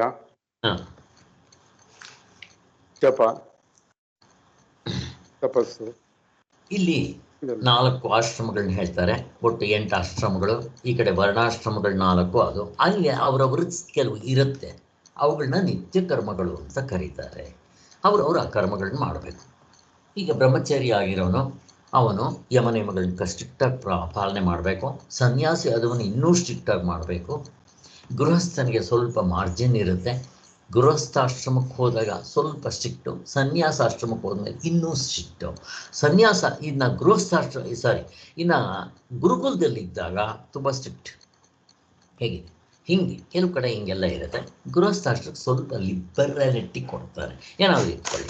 ಅಲ್ಲಿ ಆಯಾ ಆಶ್ರಮದವರಿಗೆ ಆಯಾ ಕರ್ಮಗಳಿರುತ್ತೆ, ಅವುಗಳನ್ನ ನಿತ್ಯ ಕರ್ಮಗಳು ಅಂತಾರೆ. ನಾವು ಬೆಳಿಗ್ಗೆ ಎದ್ದು ಶೌಚ, ಸ್ನಾನ ಮಾಡೋದು, ದೇವ್ರ ಪೂಜೆ ಮಾಡೋದು, ಈ ಥವೆಲ್ಲ ನಮಗೆ ಗೃಹಸ್ಥಾಶ್ರಮದಲ್ಲಿರೋರಿಗೆ. ಅತಿಥಿ ಬಂದವರಿಗೆ ಮಾಡೋದು, ಪ್ರಾಣಿಗಳಿಗೆ ಊಟ ಗೀಟ ಹಾಕೋದು, ಏನೋ ಇಂಥವೆಲ್ಲ ನಿತ್ಯ ಕರ್ಮಗಳು. ರಾತ್ರಿ ಲೈಟ್ ದೀಪ ಹಚ್ಚೋದು ಎಲ್ಲ ನಿತ್ಯ ಕರ್ಮಗಳು. ಈಗ ನಿತ್ಯ ಕರ್ಮಗಳು ಮಾಡೋದ್ರಿಂದ ಏನಾಗುತ್ತೆ ಪ್ರಶ್ನೆ? ಏನು ಫಲ ಬರುತ್ತೆ? ಚಿತ್ತಶುದ್ಧಿ ಆಗುತ್ತೆ. ಆದರೆ ಶಾಸ್ತ್ರದಲ್ಲಿ ನಿತ್ಯ ಕರ್ಮಗಳಿಗೆ ಫಲ ಹೇಳಿಲ್ಲ ಅಂತಂದ್ರು ನೀವು ಮಾಡ್ತಾ ಇದ್ದರೆ ಚಿತ್ತಶುದ್ಧಿನೇ ಅದಕ್ಕೆ ಫಲ. ಆದ್ದರಿಂದ ಅದಕ್ಕೆ ಇವರು ಪೂರ್ವ ಮೀಮಾಂಸಕರು ಏನು ಹೇಳ್ತಾರೆ ಅಂತಂದರೆ, ನಿತ್ಯ ಕರ್ಮಗಳನ್ನ ಮಾಡೋದ್ರಿಂದ ನಮ್ಮದು ಪಾಪಕ್ಷಯವಾಗುತ್ತೆ ಅಂತ ಕೂಡ ಹೇಳ್ತಾರೆ. ತಪ್ಪಿರಲ್ಲ ಅದು. ಹೀಗೆ ಒಟ್ಟಿನಲ್ಲಿ ಆಗಬೇಕಾಗುತ್ತೆ. ಸ್ವಾಮಿಗಳು ಒಂದು ಎಕ್ಸಾಂಪಲ್ ಕೊಡ್ತಾರೆ. ಬೆಂಕಿ ಗಡ್ಡಿ ಗೀಚೋದು ಎಲ್ಲಿ ತನಕ? ಎಲ್ಲಿವರೆಗೂ ಗೀಚ್ತೀರಪ್ಪ ಬೆಂಕಿ ಗಡ್ಡಿ? ಬೆಳಕು ಬರಬೇಕು ಅಲ್ಲಿ, ಬೆಳಕಾಗುತ್ತೆ, ಆಮೇಲೆ ಹಚ್ಬೇಕಾ? ಹಾಗೆ ಇನ್ನೊಂದು ಜ್ಞಾನ, ಈಗ ಬೆಳಕು ಬಂದ ಮೇಲೆ ಇನ್ಯಾಕೆ ಗೀತಾನವನು? ಹಾಗೆ ಅಂದರೆ ಜ್ಞಾನ ಬಂದ ಮೇಲೆ ಅರ್ಥ ಏನಿದು? ಜ್ಞಾನ ಬಂದ ಏನು ಮಾಡ್ಬೇಕಾಗಿಲ್ಲ, ಇನ್ನೇನು ಮಾಡ್ಬೇಕಾಗಿಲ್ಲ, ಕೃತಕೃತ್ಯರಾಗ್ಬಿಡ್ತೀವಿ ಅಂತ. ಅವಾಗ ಸಾಧನೆ ಮಾಡಬೇಕಾಗಿಲ್ಲ, ಅದು ಅವನಿಗೆ ಗೊತ್ತಾಗುತ್ತೆ. ಇವನು ಬ್ರಹ್ಮಜ್ಞಾನಿ ಆಗಿದೆ ಅಂತ ನಮ್ಗೇನಾದ್ರು ಗೊತ್ತಾಗುತ್ತಾ? ಗೆಸ್ ಮಾಡ್ಬೋದು, ಬಹುಶಃ ಆಗಿರ್ಬೋದು, ನಾನು ಹೇಳೋದಲ್ಲ. ಸಚ್ಚಿದಾನಂದ ಸರಸ್ವತಿ ಸ್ವಾಮಿಗಳು 48ನೇ ಇಸ್ವಿಲಿ, ಅಂದರೆ ಅವ್ರಿಗೆ 68ನೇ ಇಸ್ವಿ ವಯಸ್ಸಿನಲ್ಲಿ ಸನ್ಯಾಸ ದೀಕ್ಷೆ ತಗೊಂಡಾದ ಮೇಲೆ ಅವರು ಕನ್ನಡ ಆಶ್ರಮಕ್ಕೆ ಹೋಗ್ತಾರೆ, ಅಲ್ಲಿ ರಾಮದಾಸರನ್ನು ನೋಡೋದಕ್ಕೆ. ಹೋಗಿ ಬಂದ ಮೇಲೆ ಭಗವತ್ಪಾದರು ಇದು ನಮ್ಗೆ ಹೇಳ್ತಾ ಇದ್ದರು. ಆದ್ದರಿಂದ ಅವಾಗ ಬಹುಶಃ ಅವರು ಮುಕ್ತರಾಗಿರಬಹುದು ಅಂತ ನಾವು ಗೆಸ್ ಮಾಡಬೇಕಾಗುತ್ತೆ. ಹಾಗೆ ಆ ಥರ ಇರುತ್ತೆ. ಇರಲಿ, ಯಾಕೆ ಹೋಗ್ಲಿ, ಅವ್ರಿಗೆ ಗೊತ್ತಾಗುತ್ತಾ ಮುಕ್ತರಾಗಿದ್ದೀವಿ ಇಲ್ಲ? ಪ್ರಶ್ನೆ ಅವ್ರಿಗೆ ಗೊತ್ತಾಗುತ್ತೆ ಸರ್. ಅನುಭವದಲ್ಲಿ ನಿಂತ್ಕೊಂಡು ಅವರ ಅನುಭವದಲ್ಲೇ ಇರುತ್ತಲ್ಲ ಸರ್. ಆತ್ಮಸ್ವರೂಪನ ತಿಳ್ಕೊಂಡಿದೀನಿ ಅನ್ನೋದು, ಕಾಮ ಕ್ರೋಧ ಎಲ್ಲ ಇರೋದಿಲ್ಲ, ಒಂಚೂರು ಇರೋದಿಲ್ಲ. ಯಾವ್ದಾದ್ರು ದೃಷ್ಟಾಂತ ಕೊಟ್ಟು ಸ್ವಲ್ಪ ಕ್ಲಿಯರ್ ಮಾಡ್ರಿ. ಶರೀರ ನಾನಲ್ಲ ಅನ್ಕೊಂಡಿರ್ತಾರೆ. ಸರಿ, ಅವೆಲ್ಲ ಕರೆಕ್ಟ್. ಎಕ್ಸಾಂಪಲ್ಸ್, ದೃಷ್ಟಾಂತ, ಎಕ್ಸಾಂಪಲ್ಸ್. ವ್ಯವಹಾರದಲ್ಲಿ ಕಂಡ ಮೇಲೆ ಹಾವೆಲ್ಲಿ ಇರುತ್ತೆ ಸರ್. ಆಯ್ತು. ಈಗ ಭತ್ತ, ಶಂಕರಾಚಾರ್ಯ ಕೊಡೋ ಎಕ್ಸಾಂಪಲ್. ಭತ್ತ ಎಲ್ಲಿವರೆಗೂ ಕೊಡ್ತೀರಾ? ಅಕ್ಕಿ ಅಷ್ಟು ಬೇರೆ ಬೇರ್ಪಡಿಸೋರ್ಗ ಆಮೇಲೆ ಕೊಡ್ತೀರಾ? ಬೇಕಾಗಿಲ್ಲ. ಮಾತ್ರೆಗಳು ಎಲ್ಲಿವರೆಗೂ ತಗೊಂತೀರಾ? ಕಾಯಿಲೆ ವಾಸಿ ಅಷ್ಟೇ, ಹೋಗ್ತೋಯ್ತು. ಆಮೇಲೆ ತಗೋಬೇಕಾ? ಬೇಡ. ಈಗಿರೋ ಕಾಯಿಲೆಗಳು ಬೇರೆ ಬಿಡ್ರಿ, ಸಾಯೋರು ತಗೋಬೇಕು. ಯಾಕೆ ಹೇಳ್ರಿ? ಈಗಿರೋ ಕಾಯಿಲೆಗಳು ಬೇರೆ.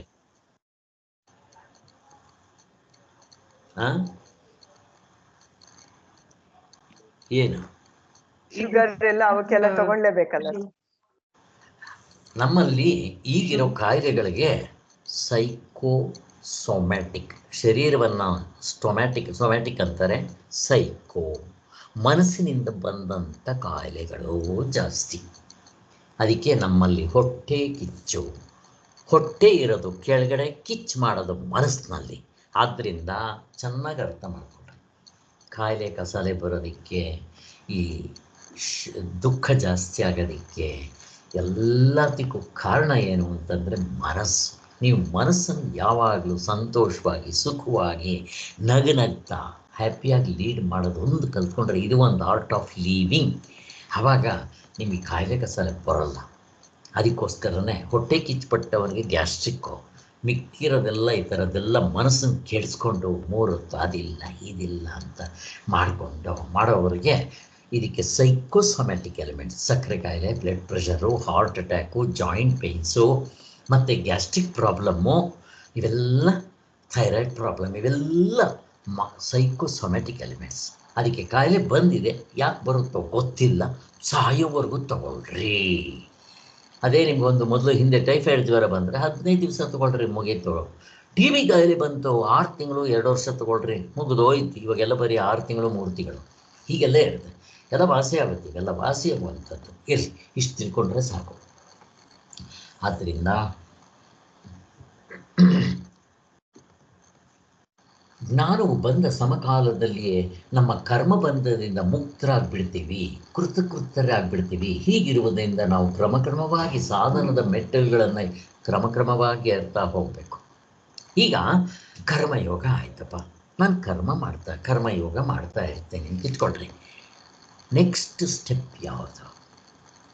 ಕರ್ಮಯೋಗ ಮಾಡ್ತಾ ಇರ್ತೀನಿ, ಎಷ್ಟೋ ವರ್ಷಗಳು ಮಾಡ್ಬೇಕು, ಎಷ್ಟೋ ಜನ್ಮಗಳು ಮಾಡ್ಬೇಕಿರಲಿ, ಏನಾಗುತ್ತೆ ಆಮೇಲೆ ನೆಕ್ಸ್ಟ್ ಕರ್ಮಯೋಗ ಮಾಡಿ ಧ್ಯಾನ ಯೋಗನ ಸರ್?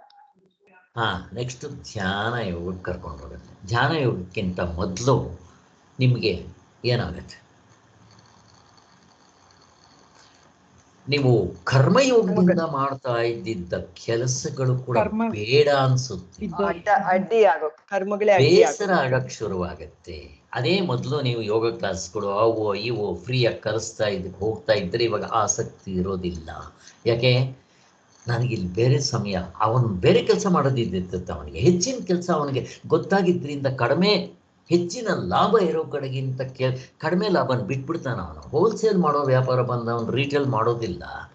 ಅವನಿಗೆ ಆ ಥರ ಆಗ್ಬಿಡುತ್ತೆ. ಬರ್ತಾ ಅವನಿಗೆ ಏಕಾಂತವಾಸ, ಮೌನ, ಯಾವ ಪಾರ್ಟಿಗಾಗಲಿ, ಮದುವೆಗಾಗಲಿ, ಫಂಕ್ಷನ್ಗಾಗಲಿ ಹೋಗಬೇಕು ಅಂತ ಅನ್ಸಲ್ಲ. ಅವನಿಗೆ ಹೋದರೆ ನನ್ನ ಸಮಯ ವ್ಯರ್ಥ ಆಗುತ್ತಲ್ಲ ಅಂತ ಅವನಿಗೆ ದುಃಖ ಆಗುತ್ತೆ. ಹೀಗಾಗಕ್ಕೆ ಶುರುವಾಗುತ್ತೆ. ಆಗ ನಿಮ್ಮ ಕರ್ಮಯೋಗ ಪೂರ್ತಿ ಆಗಿದೆ ಅಂತ ನಿಮಗೆ ಅರ್ಥ. ಕರ್ಮಯೋಗ ಕೊನೆವರೆಗೂ ಬಿಡಂಗಿಲ್ಲ. ಅಂದರೆ ಈಗ ಇಲ್ಲಿ ನಿಮಗೆ ಕರ್ಮವೇ ಅಡಚಣೆ. ಧ್ಯಾನ ಯೋಗದಲ್ಲಿ ಇದ್ರ ಬಗ್ಗೆ ಚೆನ್ನಾಗಿ ಹೇಳ್ತಾರೆ. ಆಮೇಲೆ ನಿಮಗೆ ಏಕಾಂತವಾಸ, ಮೌನ ಇವೆಲ್ಲ ಬರುತ್ತೆ. ಆವಾಗ ನೀವು ಬೇರೆ ಪುಸ್ತಕಗಳು ಏನೂ ಓದಲ್ಲ, ಬೇರೆ ಕೆಲಸ ಏನೂ ಮಾಡೋದಿಲ್ಲ, 3 ಹೊತ್ತು ಇದರಲ್ಲಿರ್ತೀರ. ಆವಾಗ ಈ ಥರ ಆಗುತ್ತೆ. ನಮ್ಮ ಕುಲಕರ್ಣಿ ಸ್ವಾಮಿಗಳಿಗೆ ಸಂಗೀತ ಅಂದರೆ ಹುಚ್ಚು, ಪ್ರಾಣಕ್ಕಿಂತ ಹುಚ್ಚು. ಆ ಭೀಮಸೇನ್ ಜೋಶಿಗೆ ಹಾರ್ಮೋನಿಯಂ ಬಾರಿಸ್ತಾ ಇದ್ದಿದ್ದು. ಒಂದು ಕಡೆ ಈ ಕಡೆ ಮನಸ್ಸು ಎಳೆಯುತ್ತೆ, ಈ ಕಡೆ ಶಾಸ್ತ್ರಗಳು, ಪ್ರಸ್ಥಾನ ಇವುಗಳನ್ನೆಲ್ಲ ಅಧ್ಯಯನ ಮಾಡ್ತಾ ಇದ್ದಿದ್ದು. ಸ್ವಾಮಿಗಳು ಇವರಿಗೆ ಉಪದೇಶ ಮಾಡ್ತಾರೆ, ಸಚ್ಚಿದಾನಂದ ಸರಸ್ವತಿ ಸ್ವಾಮಿಗಳು. ಒಂದು ಕಡೆ ಸಂಗೀತ ಎಳೀತಾ ಇರುತ್ತೆ. ಬರ್ತಾ ಅದು ಕೂಡ ಬಿದ್ದು ಹೋಗುತ್ತೆ. ಹಾಗೆ ಆಮೇಲೆ ಮಿಕ್ಕಿರೋದು ಏನೂ ಬೇಡ, ಇನ್ನೇನು ಬೇಡ, ಬರೀ ಇದೊಂದೇ. ಹಂಗೆ ಕರ್ಕೊಂಡು ಹೋಗುತ್ತಿದ್ದು. ಬರ್ತಾ ನಿಮಗೆ ಬೇರೆದ್ರಲ್ಲಿ ಆಸಕ್ತಿ, ಪ್ರಪಂಚದಲ್ಲಿ ಆಸಕ್ತಿ ಬಿದ್ದೋಗ್ತಾ ಬರುತ್ತೆ. ಅಂದರೆ ಇವನಿಗೆ ಆಸಕ್ತಿನೇ ಇಲ್ವಾ ಅಂದರೆ ಇಲ್ಲ, ಇವನಿಗೆ ಓದೋದ್ರಲ್ಲೋ, ಅದನ್ನೇ ಮನನ ಮಾಡೋದ್ರಲ್ಲೋ, ಧ್ಯಾನ ಮಾಡೋದ್ರಲ್ಲೋ ಇವುಗಳೆಲ್ಲ ಆಸಕ್ತಿ ಇರುತ್ತೆ. ಆದ್ದರಿಂದ ಏಕಾಂತವಾಸ, ಮೌನ ಮತ್ತು ಧ್ಯಾನ ಮಾಡೋದು ಹೇಗೆ, ಅಥವಾ ಶ್ರವಣ ಮಾಡೋದು, 3 ಹೊತ್ತು ಶ್ರವಣ ಮನನ ಧ್ಯಾನ ಮಾಡೋದು, ಯಮನಿಯಮಗಳನ್ನ ಪಾಲನೆ ಮಾಡೋದು ಸಹಕಾರಿ ಸಾಧನೆಗಳು. ಈಗ ಅವನ ಪರಂಪರಾ ಸಾಧನೆಗಳು ಬಿಟ್ಬಿಡ್ತಾನೆ, ಅವನು ಬೇಕಾಗಿದ್ದಿಲ್ಲ, ಅದೇ ಅಡಚಣೆ. ಆದರೆ ಇವುಗಳನ್ನೇ ಕರ್ಮಯೋಗ ರೂಪದಲ್ಲಿ ಮಾಡಬೇಕು. ಯಾವುದನ್ನ? ಸ್ವಾಧ್ಯಾಯ ಮಾಡೋದು, ಶ್ರವಣ ಮನನ ಧ್ಯಾನ ಮಾಡೋದು, ಯಮನಿಯಮಗಳು ಮಾಡೋದು. ಅಲ್ಲೂ ಅಹಂಕಾರ ಮಾಡ್ಕೋಬಾರ್ದು. ಈಶ್ವರನಿಗೆ ಅರ್ಪಿಸಿ ಎಲ್ಲ 4 ನೀವು ಕೊನೆಯವರೆಗೂ ಮಾಡ್ತಾ ಇರಬೇಕು. ಈವನ್ ಶ್ರವಣ ಮನನ ಧ್ಯಾನವನ್ನೂ ಕರ್ಮಯೋಗ ರೂಪದಲ್ಲೇ ಮಾಡಬೇಕು. ಬಟ್ ಮೊದಲು ಇದ್ದಿದ್ದ ಕೆಳಗಿನ ಮಟ್ಟಕ್ಕೆ ಬಿಟ್ಬಿಡ್ತಾನೆ. ಲೋಕ ಸೇವೆ, ಜನಾರ್ದನ ಸೇವೆ, ಅವ್ರ ಸೇವೆ ಮಾಡೋದು, ಇವ್ರ ಸೇವೆ ಮಾಡೋದು, ಅವೆಲ್ಲ ಬಿದ್ದು ಹೋಗುತ್ತೆ. ಒಂದು ಹಂತ ಅಲ್ಲಿ ಮಾಡಬೇಕು, ಮೊದಲು ಅದು ಮಾಡಬೇಕು. ಹೀಗೆ ನಾವು ಚೆಕ್ ಮಾಡ್ಕೋಬೇಕು ನಾವು ಎಲ್ಲಿದ್ದೀವಿ ಅಂತ. ಕೊನೆಗೆ ಭಗವತ್ಪಾದರು ಎಲ್ಲನೂ ಆಗ್ಬಿಟ್ಟು, ಇನ್ನು ನಾನು ಶ್ರವಣದಿಂದ ಆಗಲಿಲ್ಲ, ಮನನದಿಂದ ಆಗಲಿಲ್ಲ, ಧ್ಯಾನವೇ ಮಾಡಿಬಿಡ್ಬೇಕು ಅಂತ ಹೇಳಿ ಅವರು ಒಂದು ಕಡೆ 6 ತಿಂಗಳು ಹೋಗಿ ಅದನ್ನೇ ಮಾಡಿದ್ರು. ಹೀಗೆಲ್ಲ ಇರುತ್ತೆ. ಹೀಗೆ ಇರಲಿ, ಅಷ್ಟು ಸಾಕು, ಮುಂದಕ್ಕೆ ಹೋಗಲಿ. ಮೆಟ್ಟಿಲುಗಳು ಏರ್ತಾ ಹೋಗಬೇಕು. ಶಾಸ್ತ್ರೋಕ್ತ ಕರ್ಮಗಳನ್ನು ಈಶ್ವರ ಅರ್ಪಣ ಬುದ್ಧಿ ಮಾಡುವ ಕರ್ಮಯೋಗದ ಮೂಲಕವಾಗಿ ಸ್ಥಿತಪ್ರಜ್ಞೆಯನ್ನು ಪಡೆದುಕೊಳ್ಳುವುದಕ್ಕೆ ಬಲವಾದ ಪ್ರಯತ್ನವನ್ನು ಮಾಡಬೇಕಾಗುತ್ತೆ. ಬಲವಾದ ಪ್ರಯತ್ನ. ಸ್ಥಿತಪ್ರಜ್ಞರಾದಾಗ ನಮ್ಮ ಮನಸ್ಸು ಈಗಿನ ಚಾಂಚಲ್ಯವನ್ನು ಬಿಟ್ಟಿರುತ್ತೆ. ಮತ್ತಿನ್ನೇನೇನಾಗುತ್ತೆ? ಅದಕ್ಕೆ ಸ್ವಾಮಿಗಳು ಒಂದು ಎಕ್ಸಾಂಪಲ್ ಕೊಡ್ತಾರೆ. ಚಿಟ್ಟೆ ಎಕ್ಸಾಂಪಲ್ಲು, ಜೇನು ಹುಳುವಿನ ಎಕ್ಸಾಂಪಲ್ಲು. ಬ್ರಹ್ಮಜ್ಞಾನಿಗೆ ಯಾವುದು ಹೋಲಿಸ್ತೀರಾ? ಅಥವಾ ಇನ್ನೂ ಕರ್ಮಯೋಗ ಗಿರ್ಮಯೋಗ ಮಾಡ್ತಾ ಇದ್ರೆ, ಅಥವಾ ಬೇರೆಯವನಿಗೆ ಲೌಕಿಕದಲ್ಲಿರೋವನಿಗೆ ಯಾವುದು ಹೋಲಿಸ್ತೀರಾ? ಚಿಟ್ಟೆ ಮತ್ತೆ ಜೇನುಳ. ಚಿಟ್ಟೆ ಲೌಕಿಕದಲ್ಲಿರೋನ್ಗೆ ಚಿಟ್ಟೆ ತರ ಇರ್ತೈತೆ. ಬ್ರಹ್ಮಜ್ಞಾನಿಗೆ ಸರ್. ಹೇಳಿ ಕಲ್ಪನಾ. ಚಿಟ್ಟೆ ಇದು ಜೇನುಳ ಬ್ರಹ್ಮಜ್ಞಾನಿಗೆ, ಹಾ, ಚಿಟ್ಟೆ ಬಂದು ಬೇರೆಯವರು. ಹಾ, ಬ್ರಹ್ಮಜ್ಞಾನಿ ಏನಾಗುತ್ತೆ? ಜೇನುಳ ಏನ್ ಮಾಡುತ್ತೆ? ಜೇನುಳ ಅದು ಹೂವಲ್ಲಿ ಜೇನು ಮಾತ್ರ ಇರ್ಕೊಂಡ್ ಬೇರೆದೆಲ್ಲ ಏನು ತಗೊಳಲ್ಲ. ಆ ತರ ಬ್ರಹ್ಮಜ್ಞಾನಿಗೆ. ಓಕೆ ಇನ್ನೇನು ಹೇಳ್ತಾ ಇದ್ರಿ? ಹೇಳ್ರಿ. ಇನ್ಯಾರಾದ್ರು? ವಸಂತ್ ಅವ್ರ ಯಾರೋ ಹೇಳ್ತಾರೆ. ಶ್ರೀಧರ್ ಅವ್ರು ಹೇಳಿ. ಸರ್, ಈಗ ಚಿಟ್ಟೆ ಏನ್ ಮಾಡುತ್ತೆ, ಅದಕ್ಕೆ ಚಂಚಲ ತುಂಬಾ. ಅದು ಮಕರಂದನ ಹೀರ್ಕೊಳ್ಳೋ ಅಷ್ಟೊತ್ತು ವ್ಯವಧಾನ ಇರಲ್ಲ. ಆದರೆ ಜೇನುಣ ಹಂಗಲ್ಲ, ಅದು ಮಕರಂದ ಫುಲ್ ಹೀರ್ಕೊಳ್ಳೋರು ಅದು ಬಿಡದೇ ಇಲ್ಲ, ಅದೇ ಸಮಚಿತ್ತದಲ್ಲೇ ಇರುತ್ತೆ. ಅದೇ ಡಿಫ್ರೆನ್ಸ್. ಸೊ ಹಾಗೆ ಇದು ಲೌಕಿಕ ಮತ್ತೆ ಜ್ಞಾನಿಗೂ ಅದೇ ಡಿಫ್ರೆನ್ಸ್. ಅದರಲ್ಲೇ ಸ್ಥಿತಪ್ರಜ್ಞನಾದವನು ಹೀಗೆ ಆತ್ಮಾನಂದ ಅಮೃತದ ರಸವನ್ನ ಸವಿಯುವುದರಲ್ಲಿ ಮಗ್ನನಾಗ್ಬಿಟ್ಟಿರ್ತಾನೆ. ಅವನಿಗೆ ಒಳಗಡೆ ಆನಂದ ಸಿಕ್ಕಿರುತ್ತೆ. ಅವನಿಗೆ ಮೈ ಮೇಲ್ ಪ್ರಜ್ಞೆ ಇರೋದಿಲ್ಲ. ಅವನಷ್ಟು ಅವನ ಮೈ ಮೇಲೆ ಬಟ್ಟೆ ಇದ್ರೂ ಆಯಿತು, ಇಲ್ಲದೆ ಇದ್ರೂ ಆಯಿತು, ಸ್ನಾನ ಮಾಡಿದ್ರೂ ಆಯಿತು, ಹಾಗೆಲ್ಲ ಇರೋಕ್ಕೆ ಶುರು ಮಾಡ್ತಾನೆ ಅವನು. ಕೆಲವರಿಗೆ ಇರಲಿ. ಆ ಸ್ಥಿತಪ್ರಜ್ಞನ ಹೊಗಳಿಕೆಯನ್ನು ಕೇಳಿ ಈಗ ಇದರ ಪ್ರಶ್ನೆ ಶುರುವಾಯಿತು. ಸ್ಥಿತಪ್ರಜ್ಞನ ಹೊಗಳಿಕೆಯನ್ನು ಕೇಳಿ ಅರ್ಜುನನಿಗೆ ಹೆಚ್ಚಿನ ಕುತೂಹಲವಾಯಿತು. ಸ್ಥಿತಪ್ರಜ್ಞನ ನಡೆನುಡಿಗಳು ಹೇಗಿರುತ್ತೆ? ಪರಮಾತ್ಮನಲ್ಲಿ ನೆಲೆ ನಿಲ್ಲುವ ಜ್ಞಾನಯೋಗವು ಅವನಿಗೆ ದಕ್ಕುವುದು ಹೇಗೆ? ಅವನು ಮತ್ತೊಬ್ಬರ ವಿಷಯದಲ್ಲಿ ಹೇಗಿರ್ತಾನೆ? ಅವನ ಜನರು ಹೇಗೆ ಗೌರವಿಸ್ತಾರೆ? ಇದನ್ನೆಲ್ಲ ತಿಳ್ಕೋಬೇಕು ಅನ್ನೋ ಆಸೆ ಆಗುತ್ತೆ ಅವನಿಗೆ. ಆದ್ದರಿಂದ ಈಗ ಸ್ಥಿತಪ್ರಜ್ಞನ ಲಕ್ಷಣಗಳನ್ನ ಹೇಳ್ತಾ ಬರ್ತಾರೆ. ಮೊದಲನೇ ಲಕ್ಷಣ, ಸ್ಥಿತಪ್ರಜ್ಞನಾದವನು ಮನಸ್ಸಿನಲ್ಲಿರುವ ಸ್ಥಿತಪ್ರಜ್ಞ ಅಂದರೆ ಮುಕ್ತನಾದವನಲ್ಲಿ. ಆದ್ದರಿಂದ ಅವನಲ್ಲಿ ಕಾಮಗಳನ್ನು ಸಂಪೂರ್ಣವಾಗಿ ಬಿಟ್ಟು ಬಿಟ್ಟಿರ್ತಾನೆ ಅಂತ. ಹೇಗೆ? ಏನರ್ಥ ಇದು? ಯಾರಾದರೂ ಹೇಳ್ತೀರಾ? ಇದಕ್ಕೆ ಕಾಮಗಳನ್ನು ಸಂಪೂರ್ಣವಾಗಿ ಬಿಟ್ಟಿರ್ತಾನೆ. ಹೇಳಿ. ಶರೀರದ ಮೇಲೆ ಗಮನ ಇರಲ್ಲ. ಸರಿ, ಶರೀರ ಸರಿ. ಕಾಮಗಳಿರೋದಿಲ್ಲ ಸರ್ ಅವನ್ಗೆ. ಅಕಾಮನಾಗಿರ್ತಾನೆ, ಆಪ್ತ ಕಾಮನಾಗಿರ್ತಾನೆ, ಆತ್ಮ ಕಾಮನಾಗ್ಬಿಡ್ತಾನೆ ಸರ್. ಅವನಿಗೆ ಕಾಮಗಳು ಸಂಪೂರ್ಣವಾಗಿ ಬಿಟ್ಬಿಟ್ಟಿರ್ತಾನೆ. ಅವನ್ಗೆ ಇರೋದೇ ಇಲ್ಲ ಕಾಮಗಳು. ಇಲ್ಲಿ ಕಾಮಗಳು ಅಂದ್ರೆ ಯಾವ್ಯಾವುದು? ಫಸ್ಟ್ ಆಫ್ ಆಲ್ ಕಾಮಗಳು ಅಂತ ಹೇಳ್ತಾರೆ ಯಾವ್ಯಾವುದು? ಮನಸ್ಸಿಗೆ ಏನೇನ್ ಬೇಕು ಅನ್ಸುತ್ತೋ ಅದೆಲ್ಲ ಕಾಮನೆ ಅಲ್ಲ. ಶಾಸ್ತ್ರದಲ್ಲಿ ಹೇಳೋ ಹೋಲ್ಸೇಲ್ ಹೇಳ್ಬೇಕು ನನಗೆ. ಯಾವುದು ಸರ್? ಕಾಮದಲ್ಲಿ ಅಂದ್ರೆ ಆಸೆಗಳು ಸರ್, ಆಸೆಗಳು. ಅದೇ ಶಾಸ್ತ್ರದಲ್ಲಿ ಹೇಳೋ ಹೋಲ್ಸೇಲ್ ಆಗಿ ಹೇಳ್ತಾರೆ ಎಲ್ಲ. ಅರ್ಧ ಡಜನ್ ಅಂತೀರಿ ನೀವು. ಹಾಗೆ ಇದನ್ನು ಇದೆಯಲ್ಲ, ಕಾಮಗಳು ಅಂದ್ರೆ ಯಾವ್ಯಾವುದು? ರೀಟೇಲ್ ಬೇಡ ನಮ್ಗೆ.